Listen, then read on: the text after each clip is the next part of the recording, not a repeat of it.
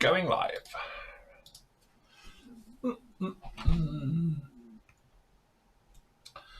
bit like a SpaceX launch, this, isn't it? It's going really well until it comes to the end. Ends with the Big Bang. Yes, a rapid deconstruction, isn't it? They call it. Yeah. Don't you think it didn't even look like it was going to land there, did it? Because it did seem to be coming in very quick. Yeah, and it's all like turned and fired up like 10 meters above the ground. And then, Yes, I know it leaves it to the last minute, but that was proper last minute. Yeah. Anyway.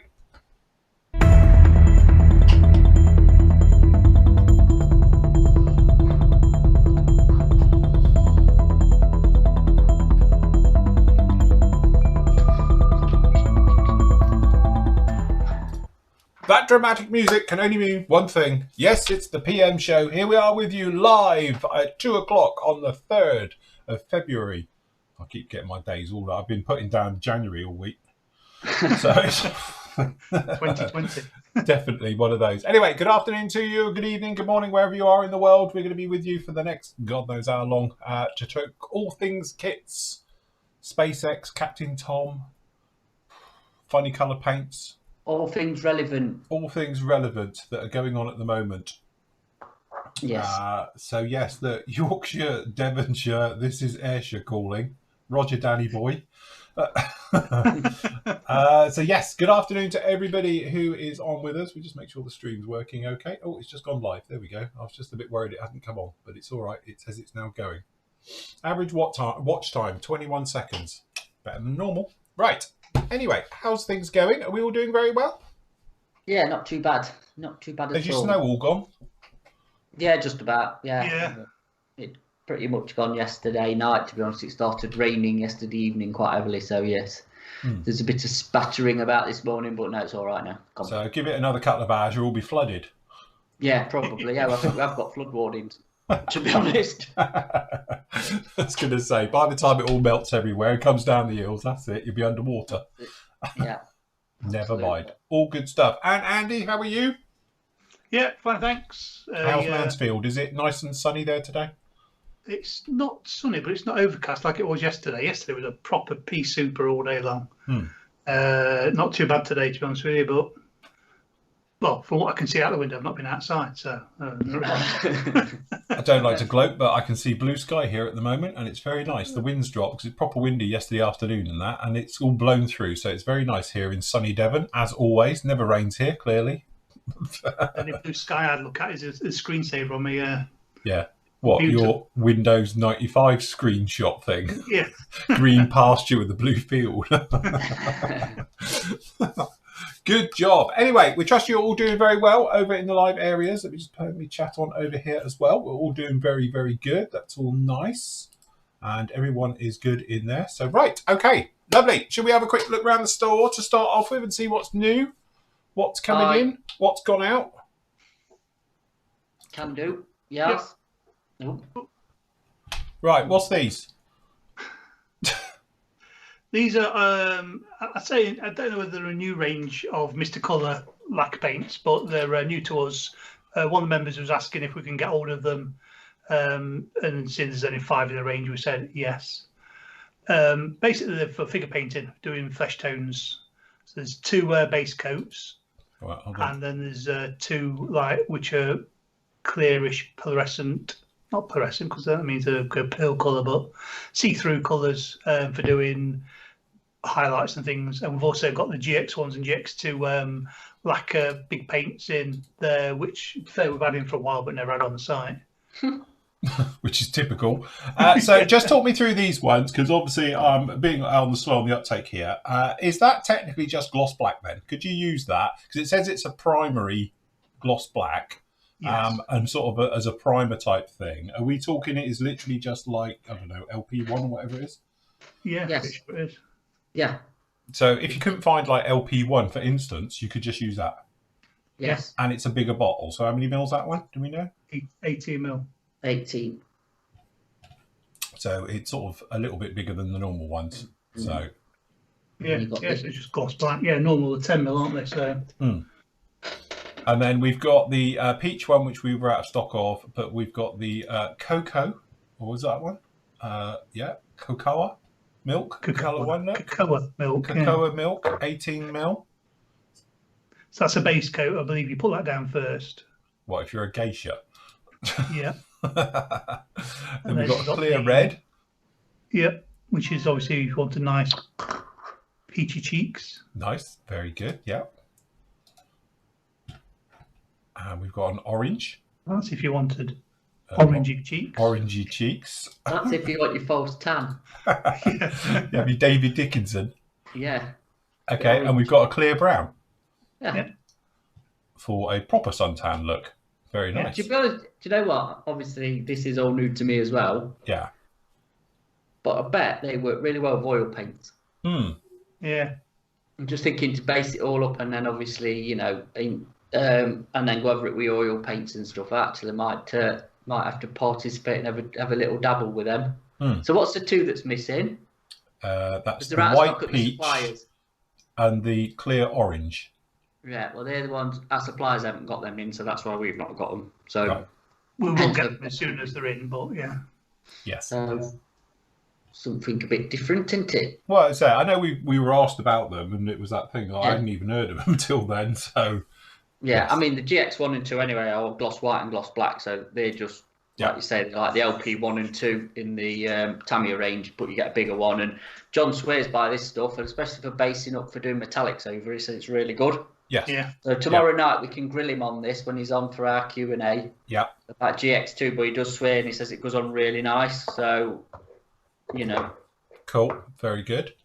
Yeah. They're in their own little section on the site because they're all lacquer paints, and the other ones that we do are aqueous acrylic ones. So they've now got their own section. Very good. So go to new arrivals. Not that there's a lot in it, but go to there anyway. So we have got only a couple of new pieces in, but we've got the 48 T34. That is a brand new boxing, isn't it? I'm sure. Yes. Yeah, because that's the later one. I think they did the earlier version, but obviously that's the late version, isn't it? So yeah, that's a new kit from Tamiya. Some new parts anyway from the other one, but the 48 Farmer stuff is good, isn't it, Andy? Yeah, it's really nice. Yeah, I've done a few now, and yeah, all really nice. It's a nice size up. It's not too big. You know, say 35th scale, but like it's not a little dinky thing with. Yeah, it's not like a 72nd one. Yeah, you still get a decent amount of detail on them. Nice bit of crossover as well with the 48 aircraft and stuff in there. So. Yeah, definitely. Because that's come in, and also the Super Duper Fiat. Yes. An R-Bath. So yes. So yeah. Very, very. Is that a new tool? No, I think it's a reissue. To be honest, it's a reissue. One of their classics, but I think you get the drivers as well with that. That'd be quite nice. Yeah, you get the drivers. That's it. And then obviously the rest of it is still because we're still waiting for stuff to come in and whatever. So again, a lot of stuff got delayed yesterday because of the snow that was supposed to be in. It's arrived just before we've started and it's in boxes out in the warehouse. So we've got to sort through that. But there will be some other bits and bobs coming in as well. The Sennas are in for the people who's pre-ordered the Sennas, and Andy's sent out the invoices today. Yeah, so that's the McLaren one they're in. So again, if we get them paid, we'll get them in the post. Very nice. Cool. Well, it's nice to see those have come in. And while we're talking of cars, go down to Farjimi, please. Farjimi? Farjimi. Now then, we've had a bit of a Farjimi ordering, and as you can see, we've actually got some F1 cars. And some GTs and a Mini. Oh yeah, got the Mini down the bottom. No, we've got two Minis. There's another one. An old one there, yeah. Old Mini. Oldish Mini. And a City. Oh. Can't go wrong with a City. Actually older than the Mini Mayfair. Them two are Rover Minis. They're later 90s Minis. They're not early 60s Minis. Oh, right. You can tell by the size of the wheels. They haven't got go-kart wheels on. No, they ain't got little biscuits. They've got proper 14-inch wheels on them, not 12s or 11s or whatever they had on a real Mini. But yeah, we've got some, obviously, as you can see, some Ferrari F1 cars, some classics. I think Schumacher, you lot know whose these are. I've got no idea who's all they. are they Schumachers or Alonso's or Yeah, it would have been that ilk. Yes. that round that anyway. Yeah. And then obviously the Ford GTs. So Mm-hmm. you've got some Le Mans ones and the nice Ferrari down the bottom next to the Mini. Yes. That one you're on. I must admit, this one is the one that takes my eye. Yeah. Yeah. Which is cool, isn't it? Very nice. It is cool. Nice looking car, that. Yes. So yeah, so the Ferrari thing, where obviously Tamiya's lost it. We don't know. I'm just trying to work out actually if Fujima's now got it or this is old stuff. Does that make sense? Yes. Yeah, I know what you mean. The new kits, but old stock or Fujima. I don't know how it's going to work, but obviously there's some classics.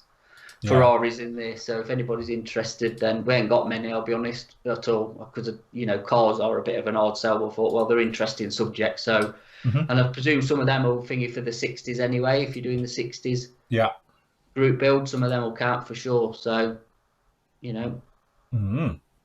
very nice indeed. Yes, I'd say it's a bit weird with the old entire Ferrari thing. Somebody surely is going to get the licensing for it, or is Ferrari just not going to bother? Oh, I've got no idea, to be honest. I don't know, but yeah, very nice indeed. If you like your Italian red cars, there you go. But yeah, the Ford GT40s are nice, aren't they? Yeah, no, they are very nice. Very pretty nice car. Indeed. Yes, we like a GT. Very, very nice indeed. Anything else in here? No. Okay. No.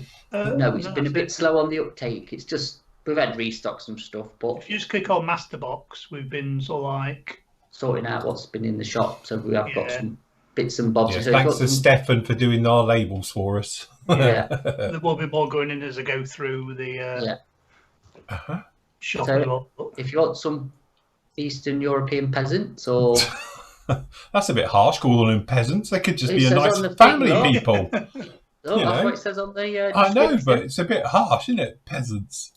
And we've got there you go. Jojo Rabbit.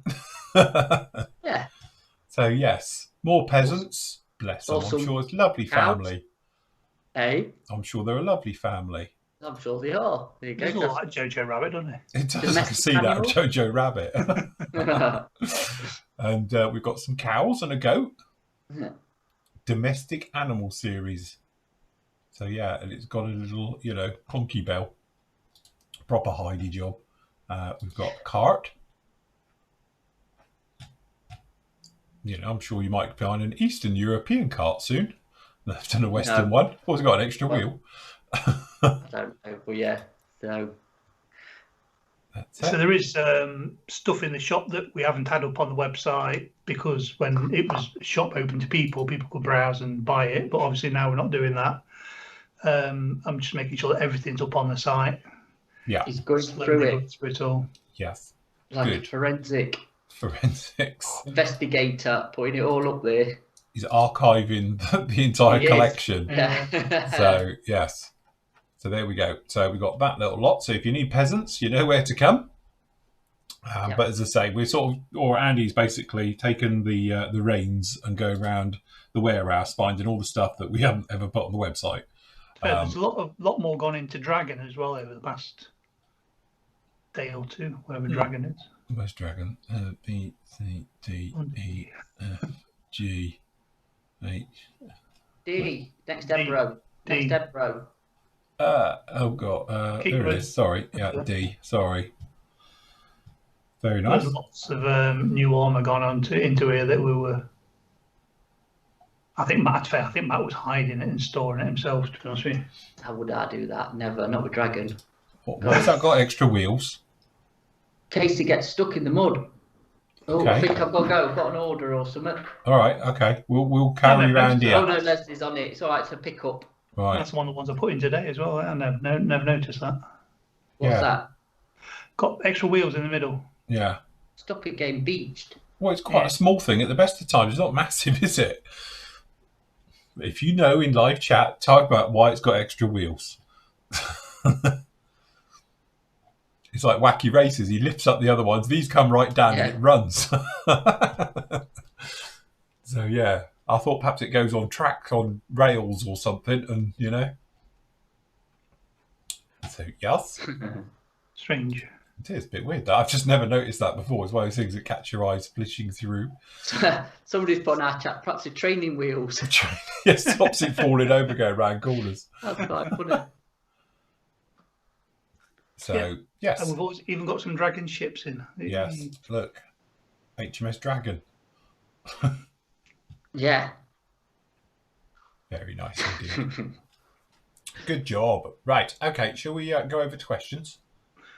Yes. Yep. Why not? Oh, right, straight over to questions. So more wheels makes it go quicker, a bit like putting flame stickers on the side. Yeah. Okay, so Sebastian says, hi guys, I'm looking into Hataka Redline. I'm wondering if it's similar to the Vallejo line or Tamiya line, or is it different at all? Will I have issues with tip clog and the lot? What do we reckon? Right. Attacker is very similar to Vallejo Model A. The red line is. You do need a bit of flow improver in it to stop tip dry. But yeah, it's nothing like Tamiya because that's alcohol based. This one's a proper acrylic. Yeah.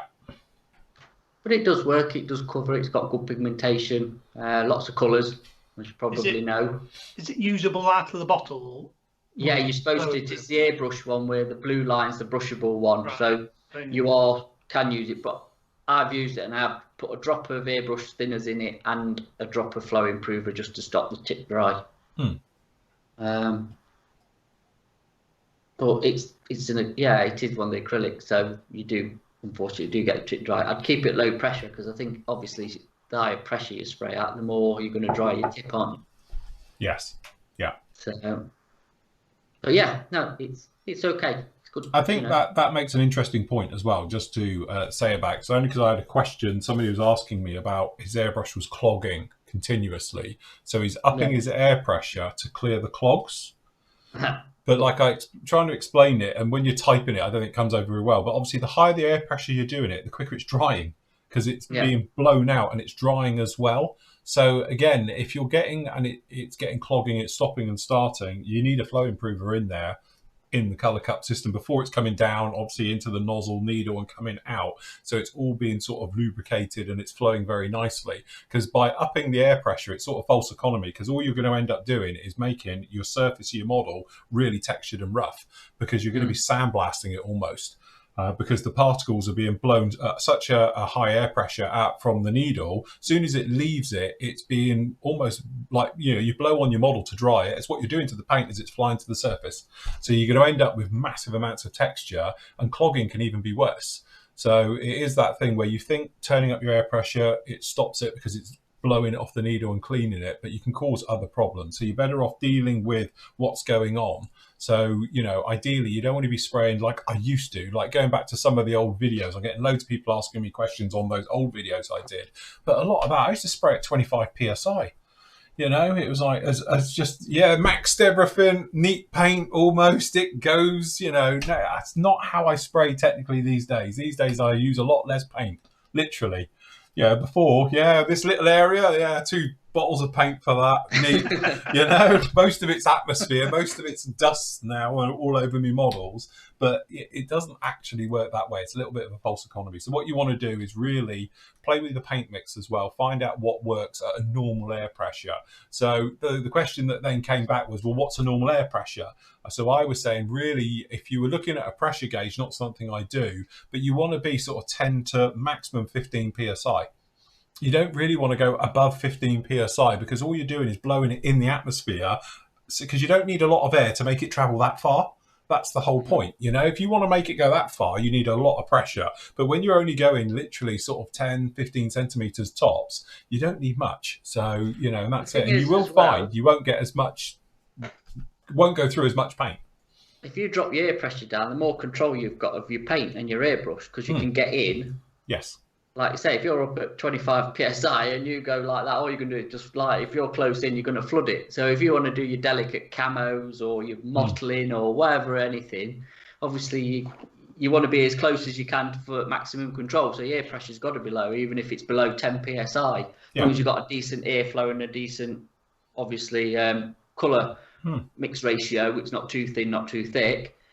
Again, it's one of them. It's just practice again, isn't it? Like It is. saying, Yeah, to be honest, that's how I sort of finished that conversation. It was like literally get some old kits out, practice with your priming over the top just to get a feel for it, and again just lower your air pressure. It's such a false economy because we're all guilty of it. You just want to get it done and paint the model quickly, so you think turn it all up, blast it all over it, but in some ways it will come back and bite you because you can put down obviously a lot of paint, you get texture in your paint, and then obviously things like silvering later on with your deckling because your surface is a little bit rough, and with weathering can get stuck and not work as well. And again, it's all because back down the build, you were just a little bit over sort of zealous with it and putting down the paint really thick, very heavy, high air pressure. And again, I think the biggest thing is that since I've moved into lacquers, obviously I spray a lot less air pressure. I use a lot less paint. Before I used to go through gallons and doing some big projects where traditionally I'd want 4 or 5 bottles of paint ready for it. I'm using half a bottle of paint, full bottle of paint. So like with the Discovery Enterprise, with that one there, is that if I'd done that the old way, God, that would have gone through litres of white paint to spray it. But I went through 3 for the entire thing, which I didn't think was too bad at all, because obviously it's got different colours all the way through, and still got some left over. So from that point of view, I think it's all right. And I can't show the link because obviously we might get done for it and they'll claim us or something. But anyway, we were recently talking about the Tamiya, how do you pronounce it? Kettenrad. Kettenrad.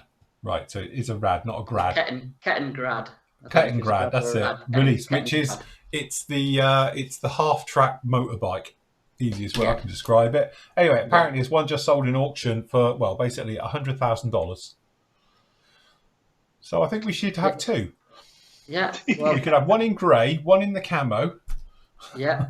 One in desert. Yeah, one in the desert. Oh, we get a series of them. With a nice palm tree on it. That's it. So we was on about having something in the warehouse as a focal point. So that'll probably just about fit, to be honest. I think we could get that in by the door. It'll be all right. I'm more thinking of a push bike. Yeah. Space on the wall. Hang it on the wall. Yeah, exactly. So yes, so that's what we need. We need one of those. So if anyone would like to donate us one, it will save us 100,000 of them to buy it. Is that A1 or is it Al? I think it's Al, but we'll call him A1. Okay. Right. Hi, Phil, Matt, and Andy. My supplies arrived safely today. Safe and sound. Thanks. I'm enjoying some as I catch up. As I catch live after. Do you think he's not? Yeah. A question. Will you be doing a pre-order on the Airfix 48 scale Vampire? And now we've discovered that they're doing one. I'm like, what Vampire? Yes, we will. When we get a bit more nearer a release date for it, no point putting it up yet because it could be ages away. So, but yes, we will do because I think again it could be a common sort of popular aircraft. Sorry, I was just watching a car just pull outside the door. Right. So yes, we will be, won't we, Andy? We normally put them up when we are sure that they're coming out within a couple of months. I mean, sometimes we get caught out by stock not arriving in the country on time when it should have been. But we do put them up a couple of months beforehand, and we'll definitely put it up where we get a firm date and price, and pictures are nice. Yeah, box art picture. Yeah. Well, they're always nice. That's the thing, isn't it? But yeah, no, we will do. As I say, we although Andy was pointing out that it sort of disappeared off their website at the moment.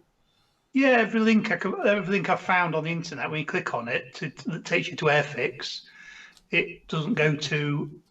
Yeah, it says almost as though they've removed the original article off their website. Oh right, okay. Either that or it's broke. Quick question is will PM be stocking aftermarket etch and resin parts from Edard? No, not at the minute. Not being funny, the range is too big. It's horrendous, absolutely horrendous. To take on that as a range and to stock it, yeah. If you are a Flory member, we can order it in for you. If you let us know what you want, if you PM me, I can sort of have a look and find out whether we can get it or not. But yeah, it's just too much of a nightmare to stock it. It's fast, and to be honest, it's horrendous. You think about how much they release every month, and they have been doing that for years now. It's like, Jesus, can you imagine it? We need a warehouse just for that. Yeah, I think that's, you've hit nail on the head. You would, to be honest. It's just vast, isn't it? It is a vast range. It's one of those ones. I think these companies who have got it and they've been building up over the years, it's sort of different, because obviously with each release they do every month, there's 20, 30 different photo sets come out. It's probably a bit different, but for a newer company like us to take it on, that's horrendous. But we can get it all. It's not a problem. Like we said, if you want to drop us a message, we can get it for you. Right. Okay. So, Tony says, "Hi Phil and Matt and Andy. I see that Revel are releasing a 30-second Gloucester Gladiator kit number. Blah blah blah. Do you know if there's a rebox of the ICM one?" Yes. Don't forget, the Revel rebox a lot of ICM stuff. So yes, it is. So yes, and it is a fantastic kit. Be interesting to see their price and what markings they do it in. I don't think it's much cheaper. Was it? Because the MiG-25 that I did, it was a little bit cheaper, wasn't it? I think it was like 10 quid cheaper. We have had a price for it, haven't we, Matt? We what, sorry? We've had a price for it, haven't we? But, and I'm sure I looked at it, it wasn't... Apparently the Revel is a bit more money. Oh, is it? They've done that with a few things, haven't they, with ICM stuff. Just before this goes off our chat, David's just put a thing up. Is there an update on the Airfix Buccaneer and Beaufort arrival date? We haven't got a thing on the Beaufort. The Buccaneers, we are just waiting for Airfix to get them back in. I think they've had one shipment in that's gone out to some people, and then they're waiting for another shipment to come in to do everybody else, if that makes sense. I think it's stuck. I think even Pranjit said it's coming to... Yeah, we think it was the orders come in 2 containers, and 1 container's come in, and they're just waiting for the other one to come in. So, but they were split between 2 containers, we think. Yeah, and some, like, again, they've done a bit like, was it Ravel or somebody did it, and it would, some people got them and some people didn't before. Was it last year that happened? Wasn't it? And it was like, well, why they got it and you haven't, and blah blah blah. And that's why, because obviously they've only got so many to go round, and they've sent whatever they had to whoever. As are ordered, as soon as they're in, we'll be getting them out to people. We check every day, don't we, to see if we do. Yeah. We're literally just waiting for it to drop. So they're both at the minute they're ordered, and they'll turn up as soon as we get them again. Well, they are pre-ordered, so yeah, hopefully soon. Yeah. So, he says also, I also see they're releasing the FI 103V1 kit number, blah, blah, blah. Is this also a re-release of the special hobby kit, like they did with their Tempest 132nd scale? It will be, won't it? Yes, it is. No, they haven't made their own. Yeah. The main reason for asking is that I find Revel customer service for parts and decal sheets excellent. There's nothing ever too much trouble, which is why I tend to build their kits more than any other manufacturers, so I would buy Revel ones rather than others. The question is, Tony, why do you have to keep going back for them for extra parts and stuff? Is that because you got dodgy ones there in the first place, or do you wreck them? So that's the bit that worries me. Like, to be honest, like we were joking with Pranjit, and it is a standing joke, because no matter what I have from Airfix, I always get the short shot, but they always come good. But it's it's one of those things. You're like, I do agree with him though. Every time I've ever had a problem with the Revel kit, I've always ended up getting the parts. I mean, like this Arado I'm doing at the moment, it wasn't until I opened the box up. I remember when I first bought it, I checked the decals, and there was a mark on the decals. I just sent them an email, then got another set of decals sent through. So I've got 2 sets of decals for it. I've just had an interesting thing, obviously, our Bryn's in chat. Hello. Afternoon, busy day again. I just want to see that Newark Air Museum are looking at dropping Ravel kits due to them increasing prices. Ooh. So, because that was a bit of a staple for Newark Air Museum in their shopping it. Airfix, and they do get some Italy stuff, I think, if I remember. It's a couple of years since we've been in it. Hmm. But yeah, because that was sort of I think their idea is obviously if families are going and it was a cheap, they see something in the museum for kids, adults, whatever, to want to build it. And all right, it's interesting, isn't it? Interesting. Yeah, that's right. Yeah. Okay, Mark says, hi, Phil and Matt. Do you happen to have any contact with Eddard as they're releasing 200 Desert Babes in March? I would like to know if you can get hold of any quantity, as I've been trying to get hold of one to build, not for the stash. Thanks, Mark. What, is this their limited edition? They're releasing another 200 under another limited edition, Yes, are just they? got some posters with it, hasn't it? Oh, is it? Oh, so this isn't the same one. Is that how they're getting around limited editions? Because this one has a poster now. No, it's exactly the same boxing. But it comes with a poster, so it's boxing. a limited edition of a limited edition. There's been a bit of an uproar actually about it, because obviously the original limited edition Desert Babe, they've done this before with the MI24, didn't they? Yeah, because I had the original limited edition. They sold out and then they got another run in. Well, how's that limited edition? But this time, obviously, they've chucked 3 posters in, I think you get with it. I'm not being funny. If there's only 200 of them, we ain't going to get a cat in hell chance to see them, because Eddard will just sell them straight from their store. Yeah. You're not going to get us as suppliers. If we see them, that'll be an absolute miracle, I think. Mm-hmm. And we've got a problem of getting stock from Europe anyway, so it's going to be, Yeah. The thing is, as well, to be fair, actually, going back to this, and I know it annoys people, but hey, it is what it is. But if someone ain't sorted by March, us in the UK, even if you go straight to Eddard, unlikely to get them. Yeah. Because how can they post them? Yeah, that's right.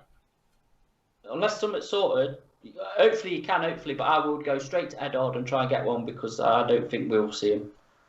Not with only releasing 200, that is just like none. No. If we put that up on a pre-order, I bet we could do probably 50. Yeah, easily. Yeah. So, and then if any other UK suppliers who stock them did a pre-order for them, that'd be, And then obviously if that's it for around the world, that is like, how much they're charging for it? Like we said, and this is, as I say, well, we're just being honest here. You could just get a normal Tornado and then put all the parts to it, and then you've still got a Desert Babe at the end of it. I know Nathan's worked out exactly all the parts and all the bits and pieces and all the rest of it when we said about it when the original Desert Babe went out. Because, like we were saying, people were paying almost twice as much as it would cost just to buy the kit, to buy the aftermarket, and obviously with the decal sheet is available, not quite those options, but ones that are very, very similar, for literally half what people were paying on eBay for. So that may be an option as well. So if you are after a Desert Babe and you're not having it for collecting and you want to build it, just get yourself a normal Tornado and do it that way. Get the aftermarket for it separate. GR4, yeah. Yeah. So, and you can get the markings for it as well that were in the box in some of the cases. So the thing is, it's let's be honest with the Eddard stuff. It's the old packaging. It. We've said this before, and that's what sells them. It's not. You can get the Revell kit and get the extras, which you can. People don't want that. They want the. And it is, because it's nice to have it sat in your stash. It's all in one, and you just take it out and you build it. And I get the idea to it. But when it is, the only thing that does annoy me, and the first time it did, was the entire Hind thing. Because I was after that Hind really, I missed the first one, to be honest. And then when they did their second limited run, I got one. And in fact, I bought 2, if I remember rightly. And I had 2 of them sat here. And then literally a couple of weeks later, another run came out. And then a year later, another run came out. And it's like, well, hold on, we've got this limited edition one here. So it's no longer limited. And other stuff that they've done it to as well. And it does seem to be that although you're getting a slightly different version, like this one now comes with the posters, they're doing another 200. It's a case of where is the limited edition? Because they're quite clever. Because they haven't said it's one of 5,000, So well, again, I just don't think it sits well. Listen, for your finger, do you think, right? Obviously, they've had the fire. Mm. Do you think, because there's only 200 coming out, this is something to do with they've got the sprues, they've either salvaged them, they've not been damaged or whatever, and that's what they've got. So, right, we'll get rid of them and we'll put them in a box and we'll put some posters in with it to clear that off. Or do you think that's a bit too me being sceptical? Yeah, I think, you 'Cause know, what's the again, point? there was said, wasn't it, that there was a lot of they had boxes which were ruined.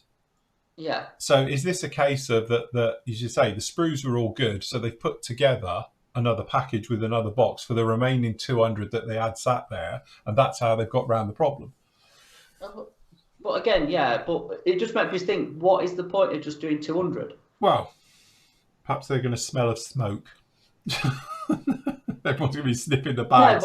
No, but that's not what I meant. What I meant was, surely from Edos' point of view, they know if they did 2,000 or 1,000, a run of 1,000, they'd sell them because people would buy it, because obviously they know it's been a sought after kit from the first release. You put the posters in it, it's even more probably desirable. So why only the 200? From a business point of view, I can't get my head around why you'd only do that. You do like you've just said, perhaps 500, 1,000, 2,000, whatever their runs are of limited editions, because obviously there is a limit. Steve in YouTube chat says he thought it was the posters that was 200, not the kit. Right. Don't know. Well, again, surely the posters are the cheapest bit of the whole thing to print, aren't they? I don't know. I don't know much about it, to be honest. I'm only speculating, but just seems a bit odd. So there's only 200 of them. Well, anyway, answering the question, no, you're better off trying to get one direct, stick your name down on it and going for it that way. Yeah. Paul says, hello team, I need an airbrush compressor as mine has a small hole in the bottom of the tank. Well, look at it this way, at least it's getting rid of the moisture. And the tank, what would you consider to be a good replacement? So use your one. Right. Show Matt. Wait, just hold your horses. Why don't you save yourself a bit of money, go and find somebody with a MIG welder and do what I did and get them to just weld the hole up.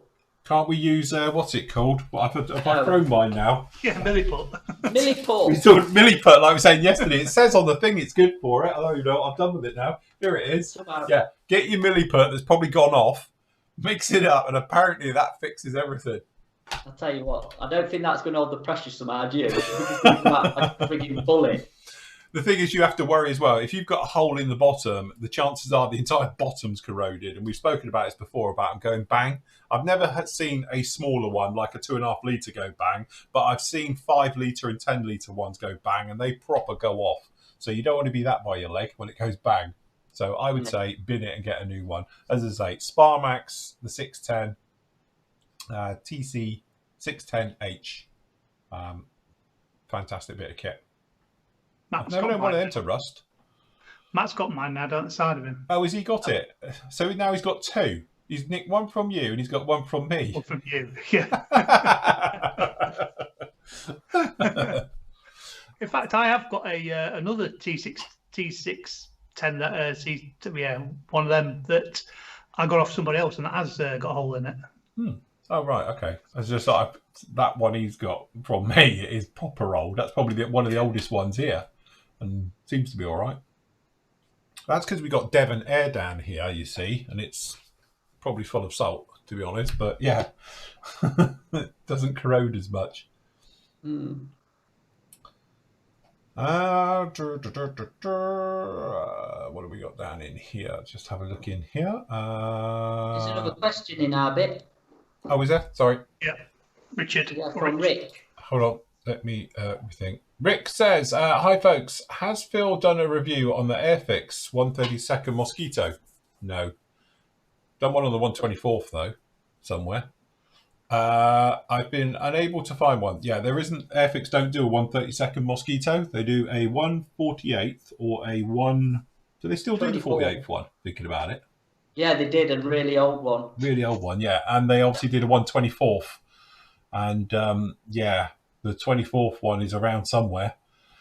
In fact, I'll tell you what that'll be. That'll be back when we used to do the Friday show. In the old days, I used to do a show on a Friday, and it was just one show a week. And I used to have reviews as part of it. I had 2 reviews as part of that show.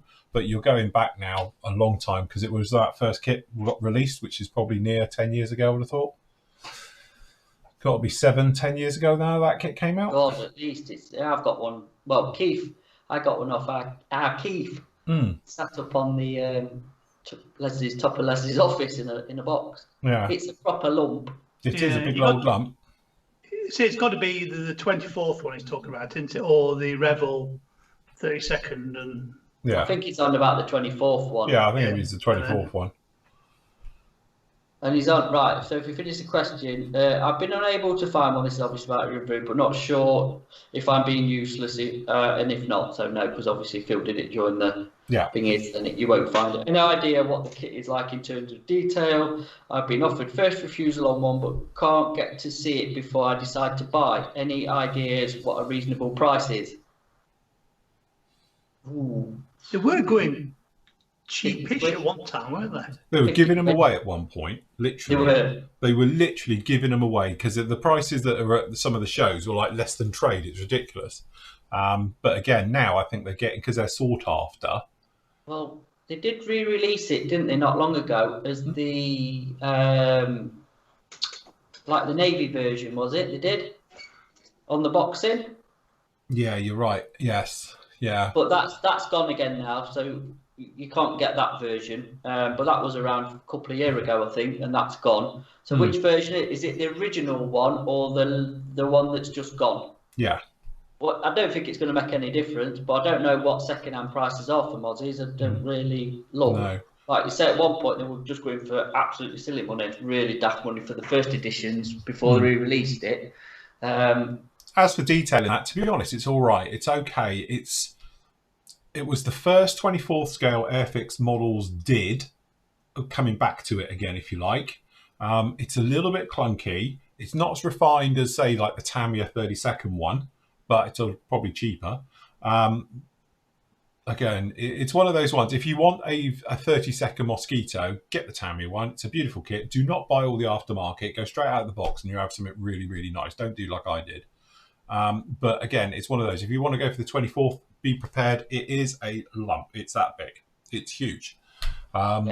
The undercarriage is very weak on it, so I don't know if they can get the aftermarket one, because I think somebody did aftermarket gear for it, because again, it's a real weak spot on it. So if you knock it, it's likely to end up on its belly. Yeah. But as for prices, I don't know what you seeing, Andy.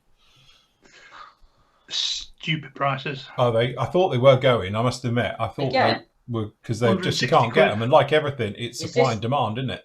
Is this for the latest boxing or the original? The latest one, the one with the is it the Bainiff? Is it Bainiff colours? Yeah, the I think so. Yeah, I mean, the grey and the funny colour.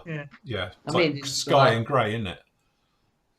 I mean, guys, I know like people are like 60 quid and all that lot, but you've had these for how long? We're on about now, not what you bought them for when they were available. Do you know what I mean? Because James has got his in for 90 quid and Ben's just turned down the latest boxing for 60 quid, but I presume that was when it was still in production. Do you know what I mean? So again, it's one of them kits, like we've said with big kits, sometimes you can't give them away.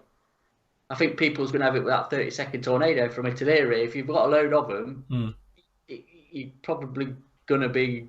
And you do tend to find, don't you, with Airfix, like we were saying, because like the Valiant's a classic one. I know it's coming back out, but you know, when they're around, they're giving them away.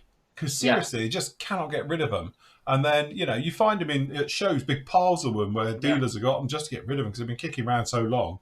But as soon as they've gone, they just go through the roof.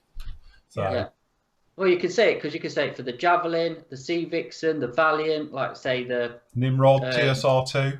TSR2. Like say the Mozet, probably the original Typhoon you built, the bubble top one. Yeah. Because you can't get that no more. I don't know what they're fetching now, but I bet they're creeping up. The Lightning was a classic example till that got re-released, and that's gone again. The Buccaneer, which is obviously the 48th one, but you know. Yeah. But yeah, it is. And Revel's the same. We've had it with Revel kits as well, where they've gone through the roof. You can't give them away, and then they're not in production. And Jesus, I know that AT111 that you built. Yeah. If you can find one of them to buy. Yeah. I mean, what did you pay for it? 40 quid? 40 quid, yeah.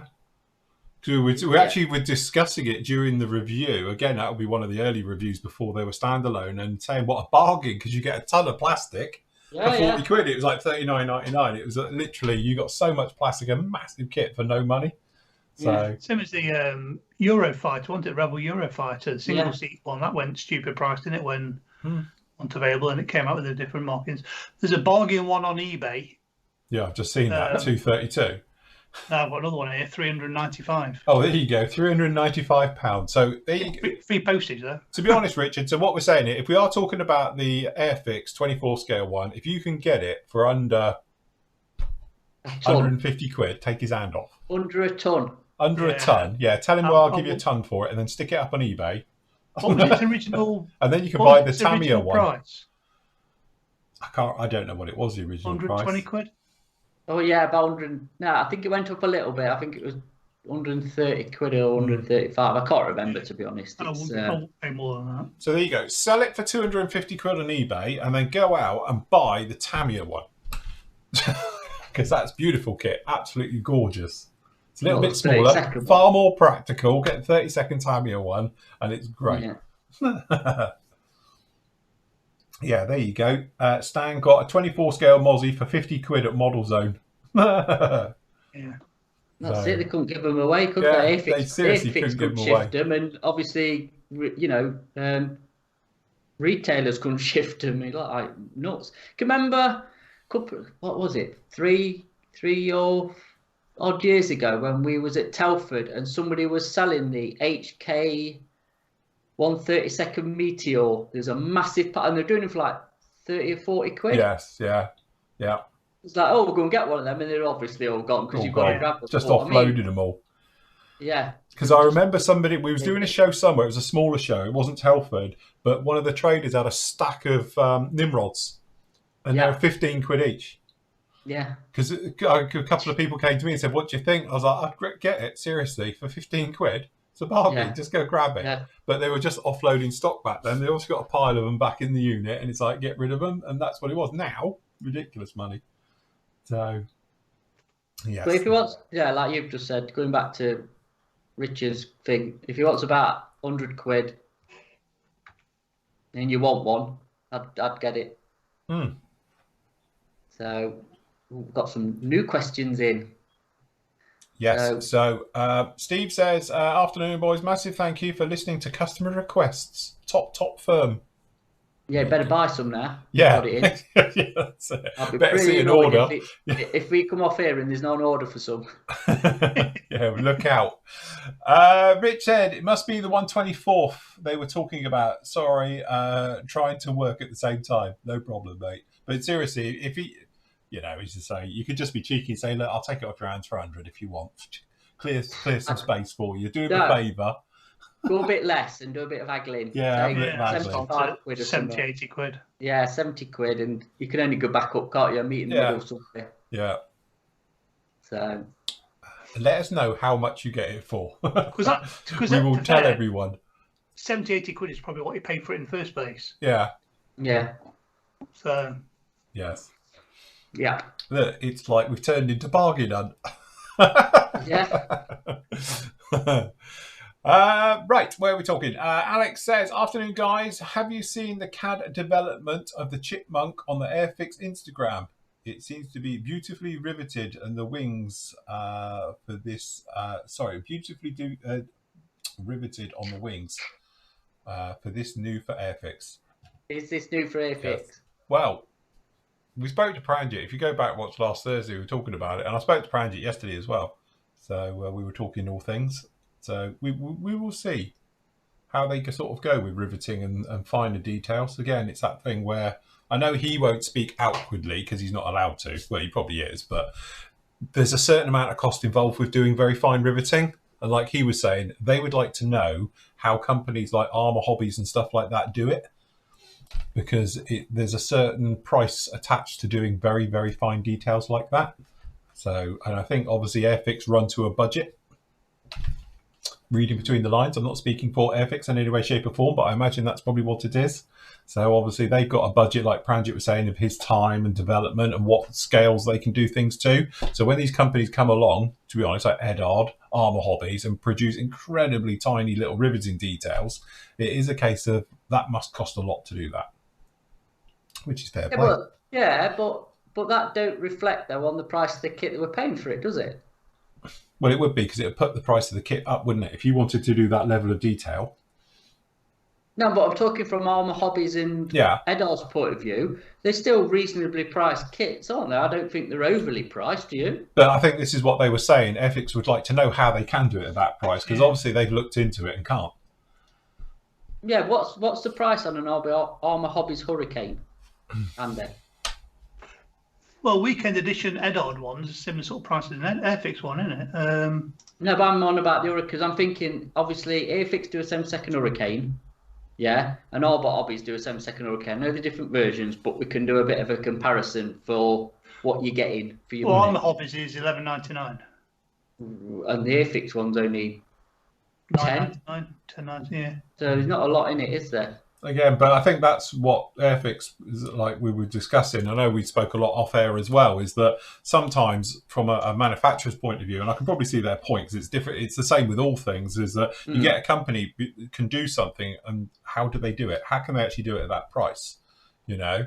So have they got an in-house type of situation? Or well, that's what I was about to say. Do you think this is because obviously Eddard do their own stuff in-house, and I don't know about Armour Hobbies, I can't speak for them, but it probably looks like they're not travelling to China to get tooling. They're off to India to get manufactured and then shipped back wherever it's got to go. If theirs is all done in one complex building, it's obviously going to keep costs down, isn't it? Because you've got the fact of shipping stuff around the world, which is again comes back to, I know we've been about the tooling and all this lot, but obviously there was a few kits that was manufactured in the UK from Airfix. Now, for whatever reason, that's obviously not taken off, not worked for reasons we don't know about, which is a shame, because then that would have brought everything, you know, not back because manufactured in the UK, but obviously it's not as far then to keep waiting for stuff to be sorted and whatever, if it's all in.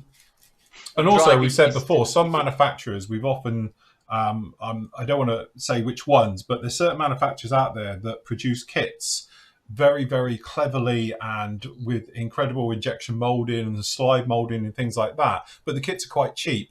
But half of the reason is that that's not only the thing they do. They do other products as well, not just hobby kits, but obviously it fits into that situation. So some of that development, obviously the design and stuff, is done because they do other things for different markets, not kit making, but there's obviously injection molding, but they are an injection molding company. So that's how they sort of do it at that price, because again, they've got the design, they've got the team, they've got the talent to be able to do this type of stuff, because they're working on other products for, you know, automotive perhaps, or, you know, aerospace engineer and stuff like those types of things. They just happen to do plastic kits as well. So that helps, because you've got all of that talent and the people who can do it at the same time, as well as having the tooling, all the machinery to be able to do it. So that obviously lessens the cost, because you're not, like Airfix, having to find a third party to do your tooling for you, and then obviously do your injection molding for you, and so forth and so on. You know, which may be why we don't, some manufacturers who that simply said, not saying this one particularly, but there is a manufacturer out there, shall we say, that has gone very quiet of late. We haven't seen anything from them whatsoever. And it's one of those ones, is like, why? And why? Because they're producing other stuff, because they're an injection molding company. And like I know, because of, I buy plastic bottles for the wash and everything, to get these bottles at the moment, they're like hen's teeth, you know, purely because the manufacturers aren't making those. They're making things for sanitizer, things for the health industry. That's what all injection molding's doing at the moment. You can't buy anything with a black cap on it, because they're making white caps, because it's for sanitizers and stuff. So those industries are all making PPE and sanitizer equipment and all of those things. So, you know, and I think that's why we haven't heard of them for a year, because their production has switched to all of that. Yeah. Can we do us a favour, because we've got another question, but I'm just reading in chat just before it goes. Can you flick off our questions page and just put the old page on? What, like that? No, back to the. Just while you're doing that, Rich in chat says that he was wanting 160 quid for that Mozzie. Too much. Knock him down. Yeah, bring it down. Like, it's an old kit. Right, sorry, Matt. What do you want me to do? Just go back to where Thursday's questions, Tuesdays, Wednesdays, that bit. Oh, right. You know where we just get, because I just want to explain something to folk, if that's all right. Right then, this part here where the questions are, can you please put your questions in the days that are relevant rather than just posting them up on the page, if that makes sense? Yes, quite right. Yeah. So, if So you want some answering technically, on we only have 3 in here. So we've got the Tuesday with me. These are the ones that are pinned, you see. Yeah. All right. For some reason, that one's not pinned. Let me just pin that. Okay. I don't know why it wasn't pinned. There we are. Anyway, so those are now pinned. These are the 3 that will always be here. So obviously, if you want to do it for like the Wednesday show, like as we're doing now, okay, it goes in here. We've got the Tuesday show, and obviously we've got the Thursday evening show. The rest of them need to go into one of these if you're asking the team. If you're asking it generally, perhaps to the entire forum, then obviously stick it in the normal forum ones. So either specifically or in the chat area, things like that. I think that's what Matt means, don't you, Matt? It is exactly that, yes. Yes. Because I tell you why, what happens as well is that we do this now, and you've got all of these here, which we don't see, because we are actually in this one today. We're in Wednesday. Yeah. And it just keeps it clean for us to just keep it flowing. Otherwise, we're just flicking backwards and forth. Phil is obviously because he's controlling it, looking for questions. So, yeah, if you could do that, it would make life a lot more simpler for us. Please. Yeah, definitely. Do you know, if you unpin the Tuesday one, then repin it, will it go in front of the Wednesday one? No, what will happen is I think it goes on the date they were set up in the first place. So I don't know. You can try that. Have a fiddle whilst you're in there. I don't know actually how it works. I think it's done on the date the first post went up, but I don't know. Anyway, so getting back to that one, it will be really nice to see if they are doing it. As I say, I'm hoping to get a certain V-bomber shortly, get my hands on that to see what that one's like as well. Yeah. So it'll be interesting. But I mean, I'm not being funny. Is riveting the be-all and end-all of what makes a good kit or not? No, of course not. I don't think so, is it? Really? No. I know what people... We often say about this, good fit and shape should be the primary concern. After that, then the detail comes into it, because there's some companies out there, Kitty Hawk, classic example. The detail is some of the finest you will see on any kit, but the instructions are crap. The moulding can be a little bit woeful, shall we say, and generally it can make for a complete nightmare of a build. So, it's one of those things. Just because it's got pretty riveting detail and fantastic surface detail does not a good kit it make. Yeah. As I found out earlier, I was saying to Matt, there's me looking for part number 69 on the sprue, which is a tiny little bit to go on an engine, but according to them, it's actually an ammo can, a 50 cal box. And it's like, is it? No, it's not. So I go round and find it. Actually, it's number 59 I'm after, not 69. So, yeah. Well, that's like what Pranjit said, as in people are doing the instructions are not even... Yeah. So you can see why it must happen. Obviously, Dragon's been pretty notorious for having wrong part numbers or whatever. They were kind of the leader in it, really, weren't they, at one point? I don't know. I'm actually building Dragon kit at the minute. And apart from my own cock-up last night, because I didn't read the instructions, actually, I've not found one that's been labelled wrong so far on the kit I'm building. So yeah. I got away with it because I've just discussed. If I'd have left it till tonight, the part I'd put on, I'd have literally knackered my kit, I think, because I don't think I'd have got it off to change the part I needed. And it's a pretty major part to hold the gun in place. You'd have thought, though, that the instruction would have gone back to the developers for them to build a kit off the instructions, wouldn't you? Okay, come on, Andy. Now. Somebody who hasn't built a kit. Hey, blasphemy, that is. Blasphemy. Get him off, Andy. The thing is, I think it's one of those things, like we said, I think Pranjit said very nicely, is that some companies, and I think they do, obviously, it's nothing to do with some companies given that perhaps, and then they do the drawings for them and it's brought back in. So as far as they're concerned, they're the right numbers, because I know obviously a couple of people who do test builds for them, and they're always wrong, but they never change it because they report back and said, oh, it's wrong. But they never seem to do a replacement sheet in there or anything else to say the part numbers are wrong. So they obviously just go with it. But generally, that's when it's all gone into development, isn't it? And they just get working their way to the suppliers.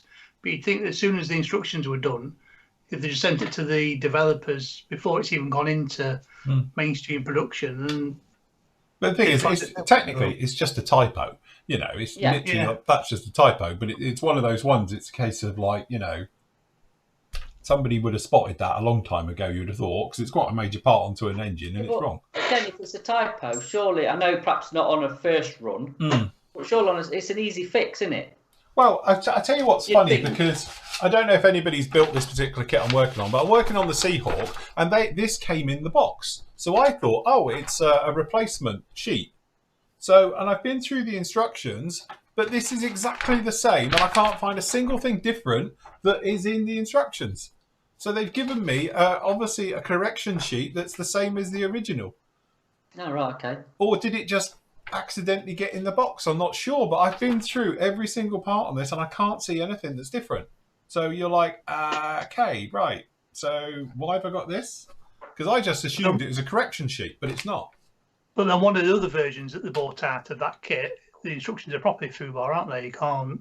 This is the same. It doesn't mention anything about folding the rotors. So there's a classic. Look, it says you put the rotor head on like this, and then it says you can actually fold them up, but it doesn't tell you how to fold it. Yeah, but one of them is completely pages missing out. Yeah, that's it. And they haven't printed in the. It's got like the arrows, and there's nothing there. So, but again, it's a bit. Nathan's odd. in chat. Afternoon. Oh, is he done? Is that at work? Done. Anyway, listen, he's put. Andy Hardwick found a load of errors in the Revell F3 Tornado and sent it into them. No changes yet, though. No. That was years ago, wasn't it? Yeah. Andy Hardwick built that. Yeah. So. Yeah. I mean, no, it's... You know, the instructions are one of the things you really want right, aren't they? Especially if you're a newbie or a beginner or coming back into it. The last thing you need to be doing, I know we're a bit more experienced, so we kind of can get around it a little bit, or, you know... But if you're a newbie and you know, it's a bit of a daunting, probably hobby to even come into. But you know, just give them the basics just to start with, like instructions that are numbered correctly, you know, and actually shows where parts should actually go rather than just a vague. Well, it goes. And to be honest, this is a classic example. I'm working on this one at the moment. This is the engines, and some of this is absolutely awful. Because it's a case of, here's your engine, it goes there. And you're like, where?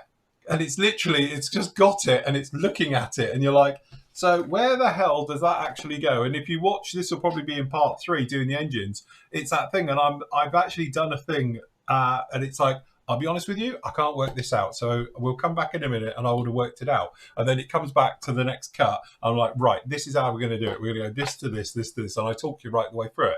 But that's a classic example because I'm looking at it live, doing the build, and I'm trying to put this together. And I'm like, it doesn't make any sense. It doesn't show it. And to be honest, Ian, thank you, Ian, has sent me all the pictures from the real engine inside the aircraft. And it looks nothing like the instructions. So I've been going off of Ian's. So it's like, that's how we're going to do it. We'll scrap what it says, do it like this. So, but again, it's not an enjoyable build because you can't figure out how it goes together. Well, this is it, though. But not everybody's also got the resources that you can tap into, or one of us can, or, you know, if you, especially, like I say, if you're a newbie coming into it, I'll tell you, that's a classic. If you're a newbie, don't build Kitty Hawk anyway. But if you're a newbie coming into it, this is the type of thing where you'd be, do you know what? I'm going to go build Lego because it doesn't make any sense whatsoever. You know, it's one of those ones where you're looking at it going, I just can't figure out how this even goes in, how it's supposed to be. It's so vague it's just, you know, it's there that, And then you look at pictures of the real engine and it's like, that doesn't look anything like that. Yeah, it's the same thing. Because the way it's showing it on this exploded diagram, and even if you go forward to the other ones, it's slightly, okay, so it goes around here, it makes a little bit more. But if they had spent a little bit more time working that side out, it would make for a more of enjoyable build. But I think it would put me off if I was a newbie coming in now. You think, do you know what? I won't bother with the engines, we'll just cover it up and have it closed up. So you don't have to worry about them then. Yeah. You know? Again, which is a shame. It takes a bit of away from it, the experience, doesn't it? I think. Yes. That's it. Yeah. So, well, it is what it is. Right, is there another question? Yes, Richard's put a question up. Okay. Hi, a question on the state of the market. Oh, God. Modern kits are very good on detail.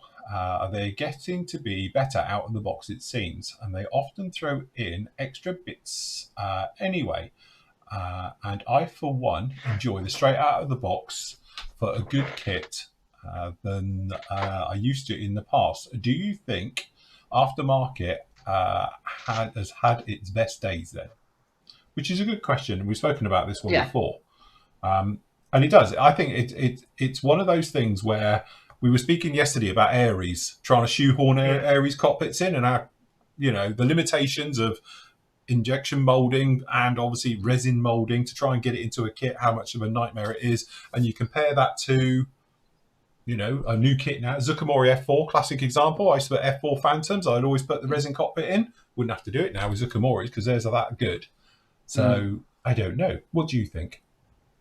I think it's thingy because I think CAD design now has just upped the game for designing kits and obviously injection molding technology. I think, again with the 3D printing thing, in a few years' time, there's going to be companies out there where you can just thingy a file off and put it down on your printer, and you've got your cockpit or your wheels or whatever else you bomb, whatever they decide to you can buy for £10, £15, whatever, and then you own that. You can do as many as you want, can't you, Andy? That's the thing, isn't it? If you buy the file, you own the file, don't you? So the thing is, to me, I think in the next 10 years, aftermarket, I think is going to go the 3D printing route where you just buy a file and print it off yourself. Yeah. I think that it's how it's going to be. Like, we often joke about it, but 3D printing, it will be that thing where you'll go on, you'll have a website, maybe even something like us, and you'll go, okay, so I want to have that cockpit, or I want to have that interior for a tank, or whatever it is, and you'll just click on the file, download it, and literally you open it up, press print, and hopefully within 24 months it'll come out your printer. So and you'll have that part there, and then you can then just come along, a little bit of cleanup, because obviously you're going to have cleanup, and then obviously you use it for it. And I think, to be honest, I'm actually looking forward to that. I am. I think it'd be really, really cool. We're all having, hopefully it won't be massive, because unless you're going to be printing stuff like this, but you'll just have something, in there. It'll become, as I said before yesterday, it'll be no different from a spray boob in here or your compressor. It'll be something where everybody will have one, and you'll just come along, you'll download it, and because you're downloading a file, hopefully it won't be expensive. So it'll just be, £5-10, and you just sit there, print it off, comes off, and then again you're good to go, and you can carry on with it. I suppose even though it's only a file, you've still got the person's time who's had to recreate it in 3D CAD and everything in the first place, haven't you? So, there's always got to be a cost point of it. But, you're still going to have to pay for it. Yeah, but I ordered that before Christmas, engine set for the Arado, that building, because I thought the one in the box is going to be crap. Well, I built the one in the box whilst waiting for it, and it turned out really nice. So, it's fair. I even forgot I'd ordered that, and it came last week, and I ordered it before Christmas, so completely forgot I'd ordered it. But so that's just. But do you think obviously the more experience you get doing this hobby, and the more down the rabbit hole, as Nathan likes to call it, the more you do buy stuff like that, even though really you probably don't need it? You mean like Nathan's getting good at teabagging and. Teabag, don't say that. I was going to say, I'm sorry, are we on the right show? I do apologise for my learned colleagues. There are any small children in here, and I'm sure it's not what he meant. We were watching him last night, it was. What, you were watching things on teabagging? Oh my God, you see? And you wonder why I don't come on the evenings with you. Nathan playing with his teabags was quite entertaining last night, if I'm honest. So just to confirm, Nathan was making sales with his teabags? No, anti-boarding nets. Anti-boarding nets with tea bags. Thank God for that. I thought you'd gone from midget flinging to tea bagging. Oh, Jesus, you lot. But, I don't know. What do you think, really? Do you think sometimes we buy aftermarket for the sake of buying it? I think, to be honest, I've said this a lot on some of my shows before. I think 10 years ago, 20 years ago, aftermarket, you needed it because a lot of kits, take Hobby Boss, for example. Hobby Boss pretty good exteriors, detail, not really much going on. You know, they give you a decal for an instrument panel. That was Hobby Boss all the way through. And I've still got some airy stuff back there, which are Hobby Boss. I've got them for the Hornet. I've got them for the F-16, the various bits and pieces to give them what they needed, which was a little bit more detail. And I've got wheel wells in there, I think, because originally I was going to use the wheel wells for the that MiG-31 I did, wherever it is. Where is it? Oh, it's back in the cabinet. Sorry, I thought someone stole me MiG. So yeah, for that, that MiG, and it was a case of got all the wheel wells for it because the kit ones are horrible. But manufacturers now have evolved, and again, a lot of people say about the hobby's the same, it doesn't change. It does. It's just it's very gradual. But if you look at detail in kits now, with the exception of Zvezda, right, all the others seem to be putting in better quality details, better quality sort of stuff. And the classic is that if you look at Tamiya now, and obviously if you look at Zukamori, things like that, the AAA titles, they don't need aftermarket, because you can get an aftermarket cockpit for a 48 scale F-16. Why? The cockpit in there is absolutely fantastic. I don't know why people would actually put a resin one into it. And again, if you're looking at the 32nd scale stuff, even Tamiya's older stuff doesn't need aftermarket. And again, I did that beautifully when I spent 250, 300 quid doing the Tamiya Mosquito, because I did the nose gun system for it. We did the gear, we did the wheels, we did the engines, we did the cockpit, everything, because we threw everything out that kit. And it was about 350 quid. Why? Literally, after I finished it, as I said before, I would now, if I did it again, I wouldn't buy any aftermarket. I'd just add a little bit of wiring to it, a little bit of detail here and there, and it would come out exactly the same. And if you stood, 3 feet from it, you couldn't tell the difference. But again, do you think, obviously, you're building on camera, aren't you, and stuff like that? Obviously, you're doing your video builds and stuff. Do you think people go into it because they get to the shows and they see stuff on the show tables, do you know what I mean? Where they had a ton of aftermarket chucked at them, and they do look nice. Don't get me wrong, really absolutely, good builds, aren't they? But again, if you're not into competitions and stuff, do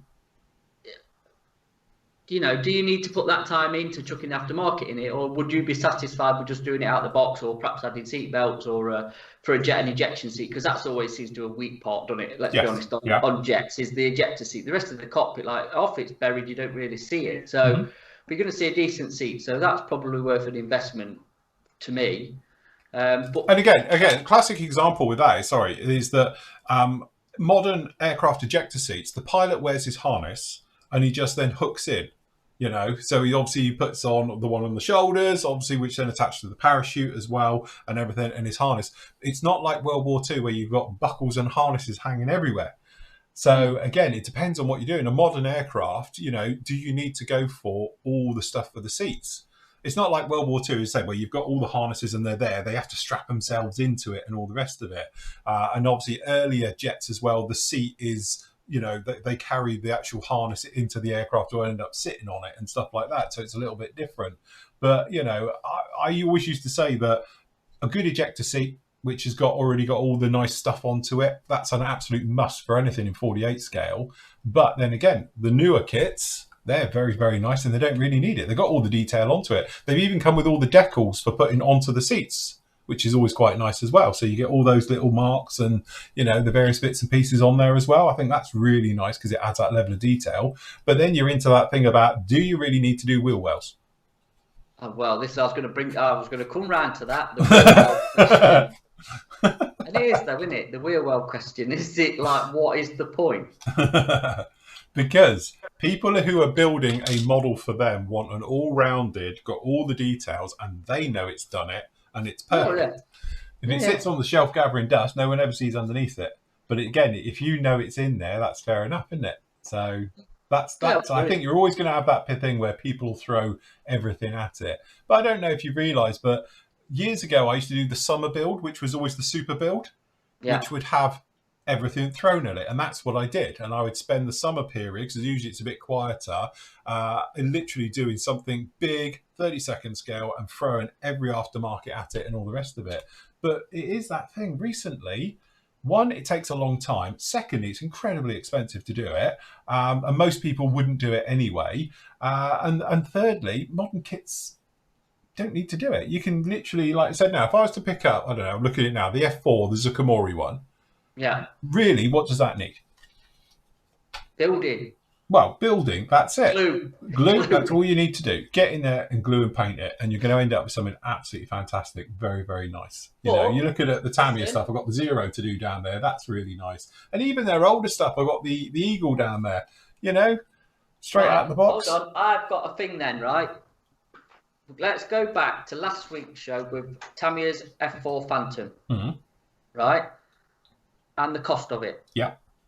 Okay, and then we'll, you know, like the cost of the Tomcat, yeah, and all that, because obviously we get this, or why is it? I'm not paying that, and blah blah blah, yeah. So what's the price on the Zucamori Phantom? 70 quid ish. Yeah, I think. Yeah. So you ain't got to add out to that, have you? No. So there's no aftermarket with that. Now, if you bought an F4E from Asagawa, yeah, which is going to cost you 50, 60 quid, are there? I don't know. Yeah, they're right up now. Yeah. Yeah. Cockpit, yeah. What are you going to chuck at that? Now then, this takes me back to the Tamiya F4 Phantom, which is retailing 100 quid, right? You're not going to need to add anything to that. No. But if you buy the Academy one, and if you don't build it straight out of the box, I would say to get the detail of the Tamiya one, how much money you're going to have to chuck at the Academy one to get to the level of the Tamiya one? Because we know the Tamiya one's going to be better. You know what I mean? The Academy one isn't bad. That's the whole point. The Academy one does do that brilliant job. You've got the Hasegawa one, and starting with the Hasegawa one, if you wanted to make that a nice kit, what you need to do is minimum, I would suggest, is you're going to need some burner nozzles for it, the cans, because the ones that come with the kit are non-existent. It's just 2 tubes at the back end. But you can buy some very nice cans for it, for the actual engines at the back, to put those in.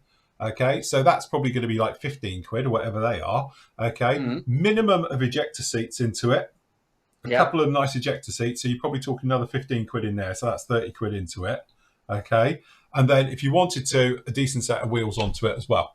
Because depending on the version, the wheels are wrong. So, you know, say for some reason the British versions, the FGRs, they put metal wheels in with them, which are right, but the other ones are a little bit iffy. So you could do that, and then again, you know, it depends. Then you're on a rabbit sort of hole where you want to go with it. You could throw a lot more at it. You could say full cockpit, you know, but are you going to see it? You know, so. And again, you can talk, you know, the Hasegawa one, if you need, technically you do need intakes that go a little bit further and aren't just a block. So a set of aftermarket intakes for it, you know. So all in all, though, if you're going to start adding aftermarket, you've got the hassle of adding the aftermarket, haven't you? Yeah, got a cutting into it, cutting it all the way to put it in. Whereas you spend a bit more money, cut out the middleman and build, say, the Tamiya version, which you know will just fall together. Yeah. No problems at all. You've got a Phantom, haven't you? Yes, absolutely. And like we said before, if you've got the budget, I would just build Tamiya all day long, you know, because you don't have to throw anything at it. You know, if you wanted to, set of aftermarket decals, if you want to do a different scheme in it and all the rest of it. But from a kit point of view, you know it's a no-brainer right the way through, you know. And that has always been the beautiful thing with those AAA companies. And like the Phantoms now by Zucamori, they're beautiful, absolutely fantastic. Now, don't get me thinking, I'm not like justifying the price of it because it is expensive. I'm not saying that, but I'm just saying, you know, obviously the prices of certain other kits have gone up that are older. And then, like you said, they probably need updating as well. Like you say, even if it's just a couple of seats, like you say, was the Academy one that needs burner cans, did you say it was? Yeah. Well, the Academy one didn't too bad, to be honest. It's the Hasegawa one. Is it Hasegawa? But I mean, that's a bit out of date now, isn't it? Let's be honest, if you're looking. So, that was always just a conversation, you know. But it's that thing at the end of the day, like we said the other week, it's if you can afford it, you'd go for the top end because it's a no-brainer and away you go and you've got everything straight in there, isn't it? And it's no different from really buying the special limited editions from Edard because it's going to have all the stuff into it. Or you can buy it as a standard kit and perhaps a lower one and then add the bits that you want to get it up to the standard you want. Yeah. If anybody in chat does want to ask, can you stick it in the Wednesday bit for us, the questions? Because that'll be easier than trying to find it. Because we're not on chat, we're actually in the questions. Yeah. So, Right, go on. We've got some more questions. Okay. Rick. Okay, Rick says, Phil, just a quick one. Did you get a PM from last week? Yes, I did, mate. Sorry I haven't answered you. What I'll do is I'll send your one back. Because again, we're really limited on getting the Harriers, aren't we? And all the rest of it. Very nice to offer, but honestly, I'm never going to get around to building it. I've got absolutely tons at the moment. So I will get it back to you. Rick very kindly sent me the Harrier, the GR3, because we couldn't get them for love nor money, which I did the review on. So yes. Wally says, hi team, sorry if this is a repeated question, but I've watched the last 2 shows. I've not had a reply. My question is that I'm building a 32nd Academy F-18A. Does the Marine version and the Canadian differ in the cockpit layout? If so, is there any aftermarket thing? For the cockpit, I thought we did say this, Wally, yesterday. We were talking about the difference between the Canadian version and everyone else's. From a cockpit version, as long as it's an A, Spanish yesterday. It's the same. So as long as you're going for an A or an A+, then it's fine, because that's obviously the Canadian standard for them. And the A+ is very much like a C. So yes. So you'll be absolutely fine from that one. But yeah, again, I've got it down there, you see. I've got the Bedevilers one, which is the A+. So just have a check. So I'm pretty sure the Canadian one is an A+. I don't know if anybody in live chat happens to know about the 32nd Academy F-18. No. Ian says, thanks for the prompt delivery of my order. It arrived this morning. My only problem now is stopping my wife from using the sanders for her nails. Hey, don't knock it. I actually supply 2 salons. Well, used to. Clearly not these days because of the lockdown. But 2 local salons use all Flora Bottoms products. Yeah, my wife uses mine. They say they're better and last longer than their usual supplier. So that's why they have mine there. Yeah. So if you are a nail salon bar and you want to stock us, let us know. And you're in the UK, clearly. Can I just quickie? Yeah. I just priced up an Edard 48th 109 to throw all of Edard's aftermarket at it. Would cost you 175 quid. Oh my god. If you threw all of their aftermarket at that's including the price of the kit. 175 quid. Bargain. So Put it all in the basket. No. Right, okay. Adam says, afternoon, chaps. I'm building the Trumpeter 135th scale BM21 Grad rocket launcher and had a bit of a nightmare. Decided to throw extra thin all over a sprue. That's not going well. You've made gloop. And now it's beyond repair. Do you know if I'm able to get a replacement? Trumpeter. Well, importer. You need to get to the UK importer for Trumpeter first. That's your first port of call, and then you could try Trumpeter. To be honest, yeah. I'm going slightly back in the day now, but I have had replacement parts out of Trumpeter direct, and they were usually pretty good. There was hold on a minute. There was a thing on their website, wasn't there, where you could buy parts. Somebody might chuck it up in chat. I'm sure there was. You go through whichever kit it is and see if you can get the bits. I think, or the sprues. I can't remember. But it might be worthy trying to try the UK importer first, and then after that, Trumpet. Bit of a shame that, though, isn't it? Yes. Yeah, but try Trumpeter direct because, as I say, I had an issue with. That's right. I didn't even get any decals. I was missing the decals from the kit, so I messaged them, and it turned up within 2 weeks, which I was amazed. And I had the decals for them. I can't remember what the build was, but it's one I did as a video because I talk about it in there. And the other one was I was actually missing a sprue from the kit, and I didn't bother going through pocket bonding it for Trumpeter. I think it is. Yeah. And I didn't even bother with that. I just messaged the same person who I got the decals from and said, "Oh, I'm missing." I've got a feeling it was the SU-24. Sorry. Go on. Ben's just put up, and obviously Ben knows his stuff. Wouldn't bother with going through who you've just said. Go direct. Right. Okay. So yeah, but anyway, I messaged them and said, "Oh, I'm really sorry, be a pain, blah blah blah," and came straight back to me. He said, "No problem, Mr. Flory, we'll get that into post you straight away." Again, took it somewhat with a pinch of salt because I thought it was a standard reply, and it was about 3 or 4 weeks later. But a little parcel, little flap thing. I thought it was a DVD had arrived, and it had the sprue in it, and I thought, "What brilliant!" And it was beautifully wrapped with a little note in there as well, with our apologies, blah blah blah. I thought, oh, it was a nice little touch. So it's the only 2 times, and we're going back a few years, admittedly. It was probably about 5 years ago, but both times I did have good bits from them. Again, I think it depends. If the kit is readily available, then like a lot of distributors and stockists and things like that, if they've got them sitting around, they'll pinch one out and send it off to you. If it's well out of production and they haven't got any in their boneyard, we call it, then you might be out of luck. But with those, they were currently in production. They were newish kits, so I didn't actually get a problem with that. I think this grad thing is one of their current kits. I think it's not an old one. So I think try and direct, like I said. So. God, Neil in the smallest writing ever. I was going to say, Neil's cut and paste, we can tell, look. What you have to do is the T with the line through it, it then makes it back to normal size. Quick pro tip.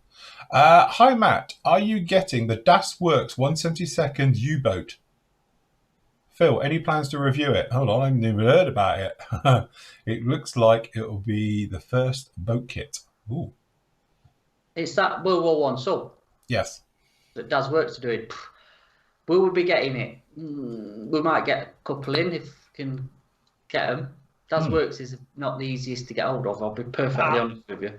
I was literally just looking as you've been talking to see who's got it in or who hasn't got it in, and yeah.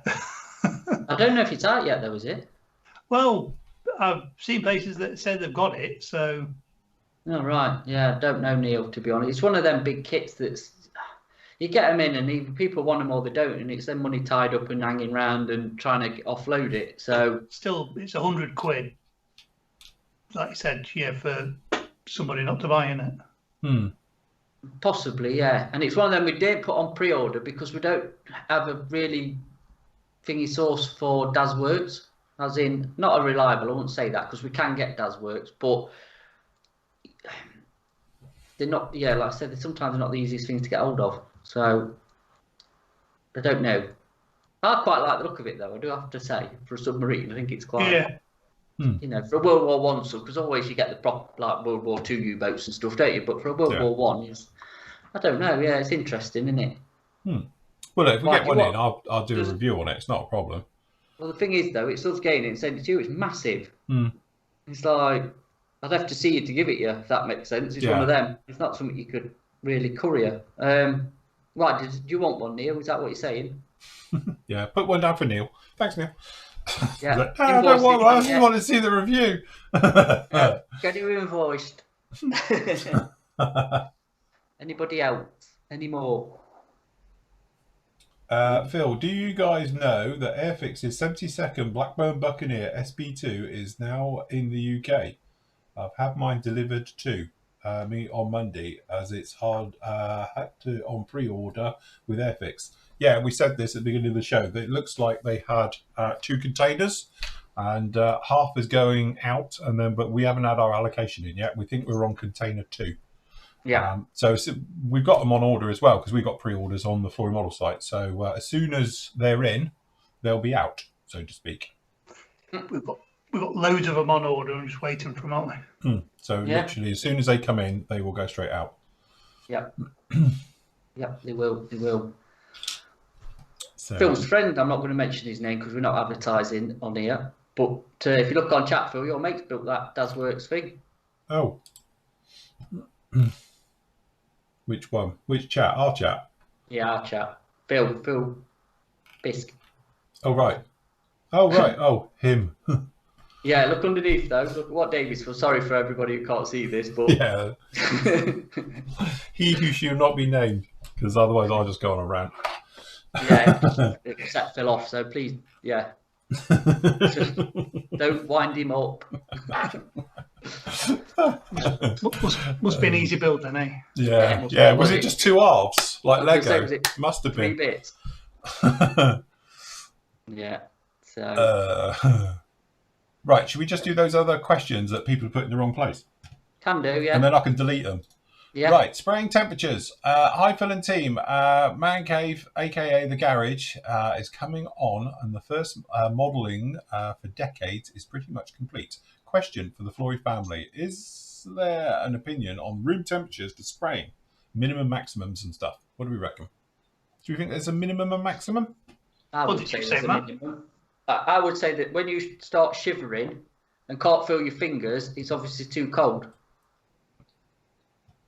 Again, I think also as well, I actually, you're quite right. I totally agree with Matt. I think if you feel you're comfortable, then that's not a problem. But if you're cold spraying, it's not going to be a pleasant experience to be painting your model.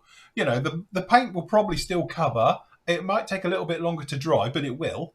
But if you're not enjoying it, and it goes the other way, if you're so bloody hot, sat there in a mask and all the rest, and I've done it, and, you know, when we've had the summers and, you know, proper summers, we've had a couple in this house. This place is south facing, like the sun's right there, and it gets proper hot in here midday because it's trying to come through. And thanks to one of our members who actually gave me these blackout blinds as well behind us. Without it, before, it was a nightmare because you'd feel it on the back of your neck with the heat just coming into here. So I used to spray in the morning or late at night, because it's comfortable for me spraying. It's not anything to do with the paint. It probably dries a little bit too quick if you're using acrylics, proper acrylics. But if you're using lacquers and stuff, they've got quite a paint range, wouldn't you say, Matt? I don't know the technical side of it. I do think, to be honest with you, actually, they do have minimum and maximum temperatures, to be honest. They do. But again, obviously it's common sense to me. It's like if you're sitting there in your thermal Arctic gear in a garage, like Nathan does, trying to spray, but you've just hit the nail on the head, haven't you? It's like, well, where's the enjoyment? Why is that a nice experience for you to sit there freezing your arse off trying to spray something? It's not, is it? No. I mean, obviously, you two are in a house, aren't you? Mm-hmm. So you've got central heating and all the works. I'm in my shed when I'm at home, and I've got an oil-filled radiator, and you've obviously seen the shed when with the Thursday nights and whatever. And Nathan's in his garage. Now, out of all of us, Nathan's got the short end of the stick because he is in a garage with a little heater next to him. Yeah. And when he's on, ask him, because obviously he's in chat and just he'll tell you how unpleasant and horrible it is. Unless you really, really need to paint something, I would probably hang on. Sorry, I just keep seeing fingers outside. Just wait for a milder day or a more pleasant day to do it in. Again, I think, you know, the guy was talking about humidities and that. That's true, I think, more for acrylics. If you're spraying like life colour, true acrylics and things like that, then that's when you might need to... Look, you can see out the window his delivery turning up as well. Has he been on Just Eat again? I don't know what he's on. But no, it's that thing about if you're using like true acrylics, then that's when things like retarders come in. If you're, you know, in the middle of summer, it's very low humidity, things like that, then you're probably going to need a drop of retarder in your paint just to make, you know, stop tip dry and easy flow. But again, you don't want to be painting when it's uncomfortable for you. And I think that's, as a layman, it's that thing about if you're comfortable in temperature-wise, it's probably a good temperature to be spraying at. But if you're really hot or if you're bloody freezing, then it's going to affect it as well. Well, I figure, you know, like, obviously the way my shed door faces is literally at 3 o'clock in the afternoon in the summer when it's a nice hot day is directly in the door. And seriously, if it's 30 degrees outside, it's 40 inside because obviously it's like a little, you know, sweat box in there. And then that's like, well, this isn't pleasant anymore. Do you know what I mean? It's not, like you said, well, why put yourself through it? Do you know what I mean? Tony says in chat, isn't it more to do with humidity? Well, that's what we were just saying about it. And we were saying, obviously, that's probably more true for true acrylics, like your life colours of this world and your Valleos, things like that. Lacquers, I think, are pretty much bulletproof. You know, even I've sprayed them when it's been proper hot in here and really never noticed much difference. But again, I am in a house, so I can't speak for being like, say, Matt in a shed or like Nathan in the garage on a windy day and he's in there freezing. You know, so I think really it's more of an acrylic thing with heat. I think it's probably more of a problem than cold because cold is just going to affect it by drying. But I don't think you're going to end up with like orange peel or, you know, bad paint. It's not going to affect it that much. But obviously, if you're in there and it's just 5 degrees, that's not going to be pleasant. I think if you're pleasant, you can sit there and you're not actually shivering. you know, hood up, you know, icicles, exactly. look like you've just Yeah. been Scott the Antarctic, you know, then you should be all right. I think it is just to make it like the environment pleasant for you to actually do your hobbying, isn't it? Yeah, of course it Make is. it comfortable for yourself. Hmm. So, like I say, after that, if you can keep it a nice 18, 20 degrees all year round, then, you know, if you've got 10 happy days, you're sorted, aren't you? Mm-hmm. Okay, Stephanie says, "Hi guys, question. I have come. I have comes with British versions on equipment. Since I have from the US, I use the version to upgrade US equipment. The US uses letters for versions and upgrades on numbers of their equipment. For example, the M1A2, which means second version of the A grade, the F-16C, third F-16s and everything. It gets a bit more technical than that because then you've got blocks. Because block is an upgrade, and we call them trenches, isn't it, over here? So we have trench, whatever we're on now with the Eurofighter, or the Typhoon, as we like to call it. I don't know quite what that is. Anyway, but for the marks, as I say, with like you've got marks, GR, FR, FB, and things like that. I know the mark stands for mark, but what about other abbreviations? Oh, so basically, being English, it's quite straightforward. Normally, if it's got an F in it, it's an F. So if you get like the Harrier is the FRS, it's Fighter Reconnaissance Strike. But then for some reason, when they did the FA2 Harrier, which is just the second generation of the Sea Harrier, they just called it FA. They dropped the FRS. I don't know why. So it doesn't make any sense whatsoever with British stuff. Because we have like the FGR2, which was the Fighter Reconnaissance Strike for the Phantom, isn't it? But why did we suddenly drop the FRS and just went with FA? And now we don't even bother with that. It's a F. So, because what's the Typhoon's designation now? It's gone back to an FRS, isn't it? 4? Are we in the trench 4 now for the Typhoon? I don't know. I'm a bit out of tech with all of this stuff. I've got no idea. I'm only speaking for aircraft because that's the only one I know. But then we have other ones which get really confusing, like the Apache. We have a British version, and because it's built by Westlands, it's called the WAH because it's Westlands Attack Helicopter 64D for the longbow. But again, it's trench number whatever that is now, because it's nothing like the original one. So yes. Yeah. But again, like Russell says, we do have ADV for air defense variant, but that's very much 80s and 70s. They were calling them things like that. They just dropped all that and just went with F3. And then GR4 was the 4th generation thing because it's got extra lumps on it on the Tornado. Wasn't it, Andy? You know all of these. Yeah, all of them. What about armour? How did they work like that? We have Warrior. They're just different marks, aren't they? That's easy enough, isn't it? They're just like, So, yes. Yeah. So, yes, it is. Well, I think we've somewhat standardised them, but acronyms, we're famous for it in England, aren't we? We give acronym to everything because we've got to be bothered to say its name because it's far too winded. But isn't that why, wasn't it something to do with Winston Churchill, why all tanks in Britain begin with a C? Yeah. I can't remember what it was, but wasn't it so he could remember what they were? Because it was easier if they were all the same. So if it was a crocodile, a Churchill, a Challenger, Chieftain, they all begin with C because it was easy to remember. Yeah. Like Matt's quite abbreviated it, quite simplified it quite easily, hasn't down the bottom below that. That GR, ground attack reconnaissance, FR, fighter reconnaissance, FB, fighter bomber. Yeah, because it used to be FRS was very much a naval term, wasn't it? It was Fighter Reconnaissance Strike. But for some reason, when the Sea Harrier, the Mark II version came along with the Sea Harrier, they just called it the FA2. So for fighter attack. So what happened to strike and reconnaissance? Just saying. Do we standardise it for NATO? So yeah, apparently it is saying there that the Typhoon is known as the FGR Mark IV. All right. So just say, Phil, we've got another question in our bit. Oh right, okay, okay. So very good. GI is Google it. There you go. Very good. So fighter FGR would be then fighter ground reconnaissance, wouldn't it? Yes.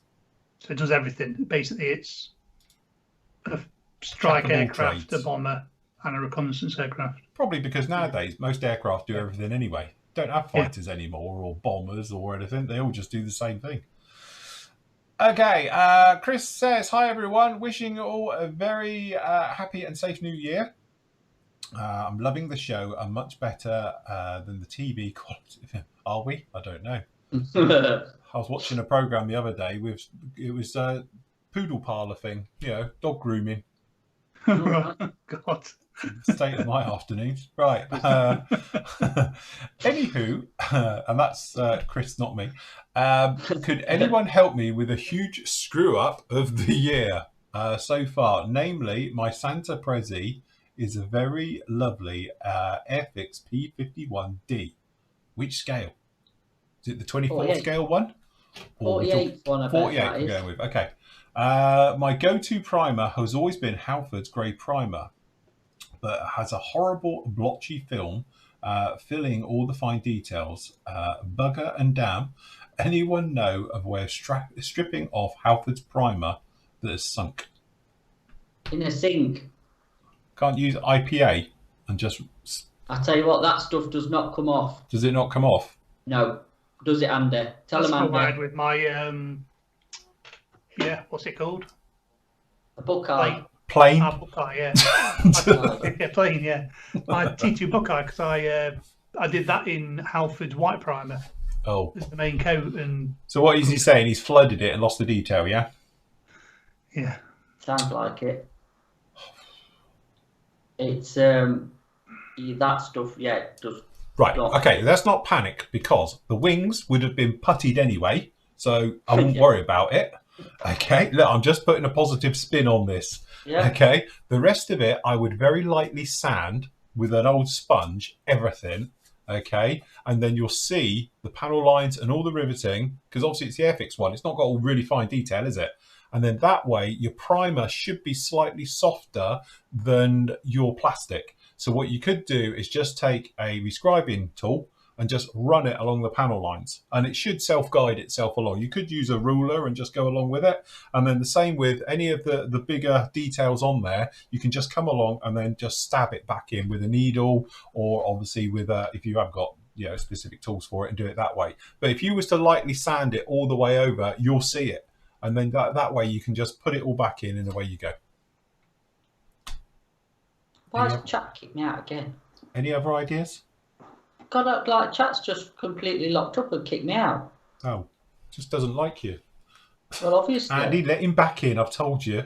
It's not kicking him out. I mean, I used to use Halford's Grey Primer all the time when I did armour, and I could paint a kit, fill it with oven cleaner, and put it in a bag, and it'd take all the paint off and take it down to the grey primer. So like Theory Power Spray. Yeah, and it wouldn't touch the primer at all. It's designed for automotive cars, isn't it? So it's not going to come off with anything. Apart from sanding it, you're taking all the... What about brake fluid? Yeah, but you melt the plastic. I was going to say, well, melt the plastic, you're going to end up with a blob. Yeah, my chatter kicked me out as well. I was about 20 minutes ago. See, not everybody's going back in. It did. I've just gone back in because I was back talking about time temperatures. Limit on this or what? Hey? Is there seems to be a time limit on we can be in chat before it kicks us out? Because it did it yesterday. I don't know. Perhaps I want to pay the bill. You need to go onto the devs, get this sorted. Look, don't knock it. It's working at the moment. I daren't upset them again. They'll get upset. Well. So go on. Any other ideas for Chris? What, apart from buying another kit? Or buy another kit. Have we got any in stock? Yeah. There you go. Shameless plug. Drastic, isn't it? Andy will send you an invoice now. A bit drastic for us. Andy, send him an invoice. He'll be fine. Yeah. Right. Okay. So any more? Right. Okay. Let me go back to the others then. Where were we? So we were talking about thingies. Okay. F-35. Another question about the F-35. Hold on. We've just done that one. So that, there you go. Hold on. This is why, Wally, just saying, your fault. You put it in the wrong area because he put this in 3 days ago about, does anyone know? And he was saying we weren't answering his question. good example is in the wrong area, so we can't see it. So yes. So there we go. We've answered that one now. So that one's done as well. But make sure they're in the right area, people, because otherwise, if they're not, we can't see. Are you deleting as I'm doing this? Who's deleting as I'm going along? Me. That's Matt the deleter. Yeah. Okay, so we've got one here. Ray says he's pretty close to 2 gallons. What are we talking about? Grain alcohol. I've got pretty close to 2 gallons of the stuff left over from making my own hand sanitizer during the early months of the US lockdown last year. I have contemplated using it as a mixer for drinks. What's grain alcohol? I'm not up on grain alcohol. What's that? Is that like moonshine? Yeah. I don't know what grain alcohol is. I must admit, I'm not up on. I'd like to drink alcohol. Don't get me wrong. Very much, but I don't know how you make it. So I'm not up on grain alcohol. Somebody in chat, tell me what grain alcohol is. But I can imagine what kind of hangover you'd have. Hey, look, give it a whirl. Send us some. So my question is, does the team think it will be easy and safe to use as a thinner for acrylics or lacquers? Ooh. Would you use it? I don't know. I don't know. If it's like a pure alcohol, isn't it going to be like IPA then? It's moonshine, isn't it? I think it's made from grain. Grain, obviously. It's, from what I'm reading, it's about 190% proof. Is it? I tell you what. Hey, he's been watching that Moonshiners on Discovery, isn't it? That's what it is. Because it is like a grain-based. Yeah, they're saying it's moonshine. Yeah. It is moonshine, isn't it? Mm. We're going back to prohibition here, aren't we? You need a fast car to do your deliveries. You need a fast Model T. Yeah. I wouldn't have a clue. The thing is, if you put rougher, shall we say, alcohols through paint, sometimes it just rip them apart, isn't it? The paint will disintegrate on you and it'll separate and get lumpy and gritty and all types. So I probably wouldn't use it as thin as you might be able to use it as an airbrush cleaner. Yeah. I don't know. Is he distilling his own? Is that what the thing is? Is he distilling his own moonshine here? Yeah, is this what we're they at? frown upon it over here without a license. Well, but you could maybe use it as a cleaner and various things like that. Because to be honest, I use IPA, which is roughly the same thing. You know, and this is a good one. This is like 99% alcohol. This is the one famously. I had a letter from eBay saying that it was an illegal product and sorry that they sold it to us, and that the seller's now been pulled. And I'm like, well, what am I supposed to do with it? But apparently it's too high a contract. You can buy it off Amazon, can't you? Yeah, but apparently it's because it's 99.5 or whatever it is, 99.7. It's too high. So I had an apology from a letter from eBay saying that the seller shouldn't have sold it and it's an illegal product. Apparently they make it in the manufacture of crack cocaine, Andy. The stuff I get from Amazon, that's 99.9. Oh, right. Well, apparently you're on a list now for crack cocaine because it's what they make it with. Going back to that thing. With that and all your daylights that you keep buying, they think you're into cannabis and coke. He's on a watch list. Yeah. All you need to do is put bomb in a search engine and that's it. Listen, Christian's put a thing up, right? Your grain alcohol should almost be pure ethanol, right? Good for cleaning and stuff. You could thin alcohol-based paints with it, i.e. Tamiya XF and all that lot, guns and stuff. But as the boiling point is lower than isopropyl, can't even say it, this means your paint will dry a lot quicker and maybe give a grainy finish. I suggest you try on a buster. Right. So obviously someone's a chemist. Yes, definitely. Well done. That's a good answer, though. We like that. We like answers like that. So, yeah, don't drink it. Otherwise, you end up with A&E. Don't ever drink it, even diluted. Just a lot of people. But use it for cleaning. Everybody's saying use it for cleaning. Yeah. So, there's been a few answers in there. So, yeah. Anyway, So, yeah. bonus question. Last night, I discovered that my 4-month-old German Shepherd discovered the delights of munching through the Airfix Bolt and Pull Defiant. There you go. Where do I go to get a replacement e-sprue? Airfix. If you go on their website, they've got a replacement section. You can click on it and get parts that way. Oh, hold on. You're in Las Vegas. Oh, Ray, who would rather be in Las Vegas? Where are you then if you're not in Las Vegas now? So, yes, wherever you are, I take it you're in the US. So you want to go to the your stockist over there and try and get one. I don't know if Airfix's replacement thing works outside the UK. Anyone tried it? No, because we're in the UK. Yeah, I know. I was asking chat.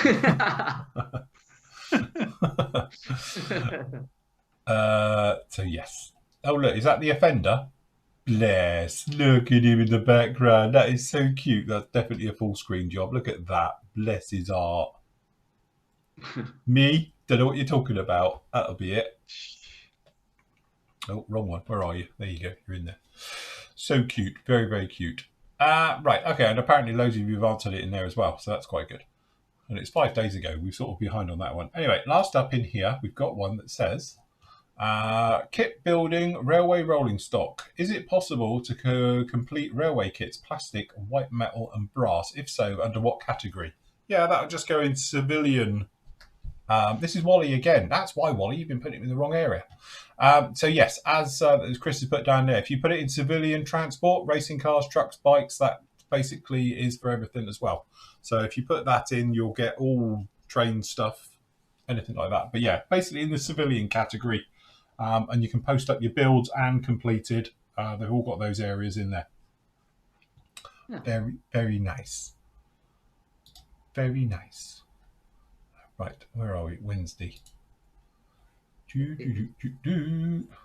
Right, okay. Many thanks indeed for the help, chaps. Looks like the Flory Sanders are coming out then. Yes, and yes, indeed. I did buy another kit just for peace of mind. There you go. I have a soft spot for the colourful beat-up Korean schemes. There you go. 48 scale, by the way. Cheers and have a great day. Cool. Say, turn it into a buster. Everyone needs a buster. Andy's got some. Hey, what? Andy's got some busters, isn't it? Yeah, Andy's got a shelf full of busters. Can't have too many busters. So, what is that then? To be honest, as for subscribers joining the site, I've still got no idea. Just to say, I don't know yet. Hopefully, sometime this month would be nice to sort it out. If not, I think what we're going to have to do is do it a little bit manually, so that way I can tell where you're from. And do it that way. I was hoping we would sort of know a little bit more, but apart from us all moving to, where are we going to move to? We're going to go to Bulgaria, or are we going to go Slovakia? Yeah, it's quite nice there, wouldn't it? So we might all just move there. Yeah, nice views. Not yet, very. Was it very nice views? I thought the food was lovely and the drink was cheap. Lovely scenery. Yes, the scenery was amazing. Sat in the square.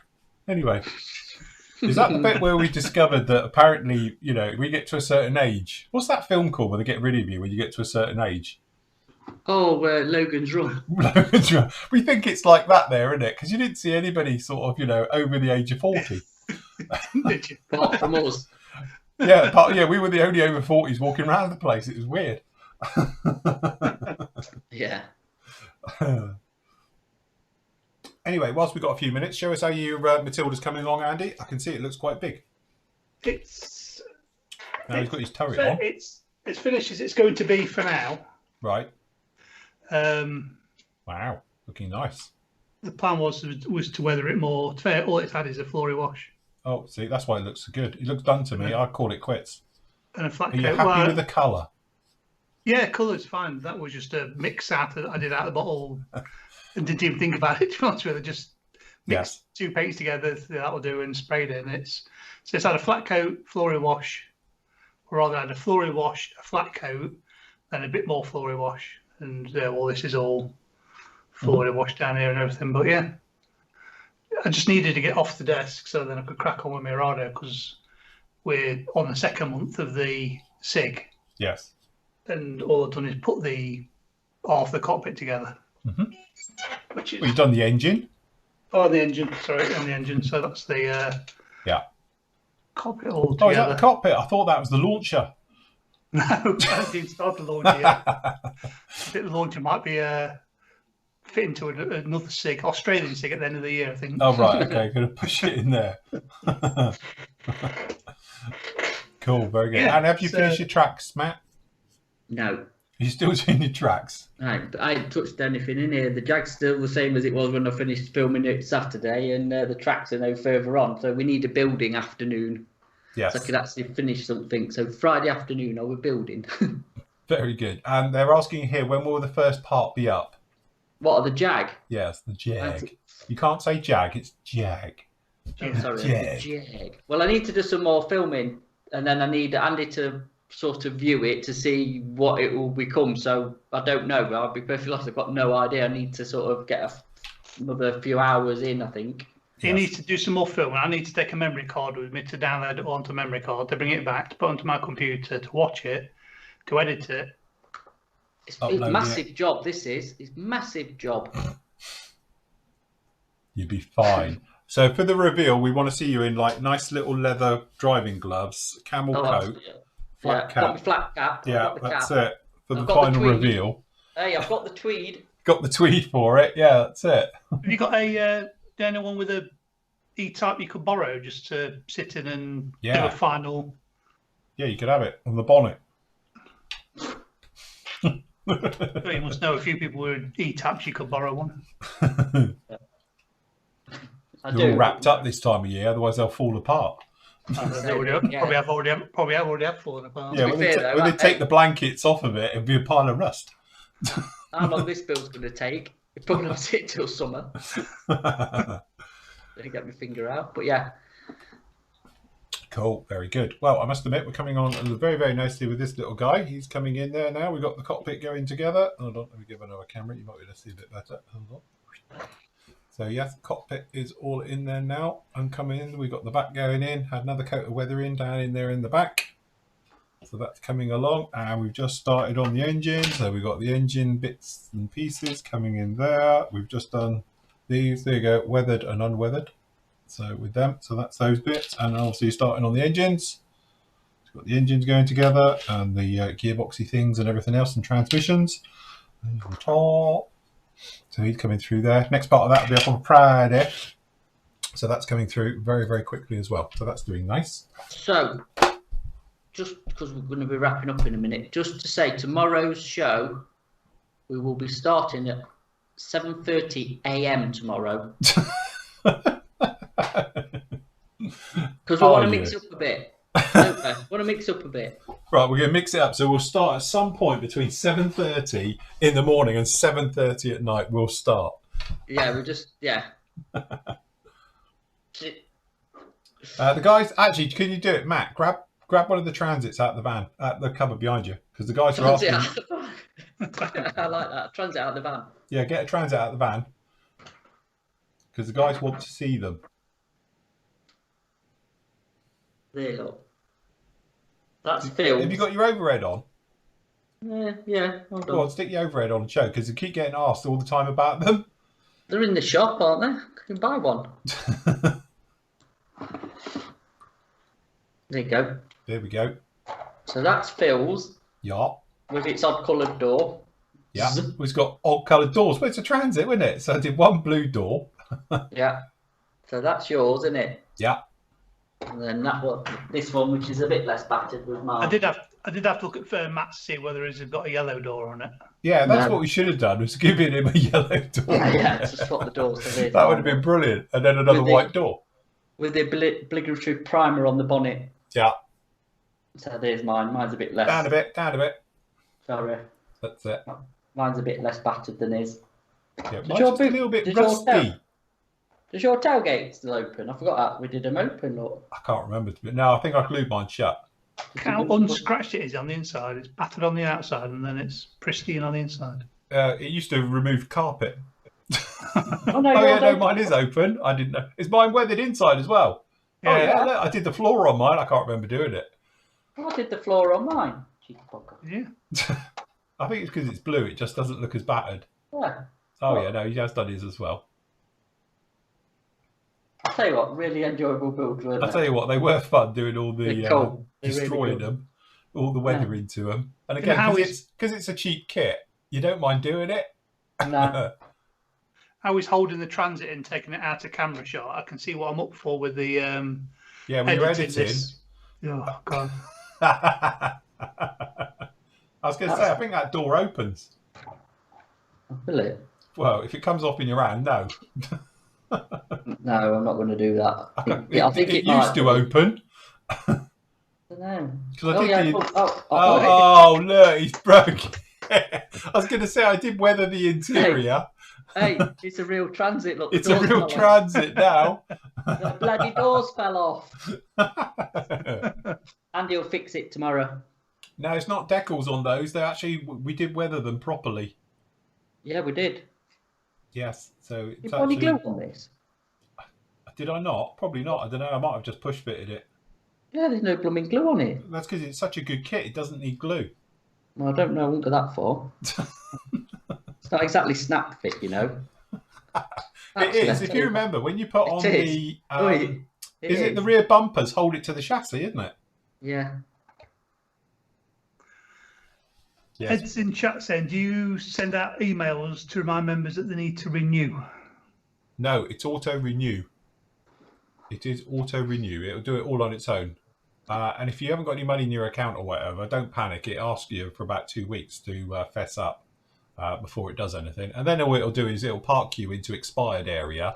So then you just have to do it again. So I must admit, I had a member earlier and he said to me about his cards expired with PayPal and it tried to take the payment.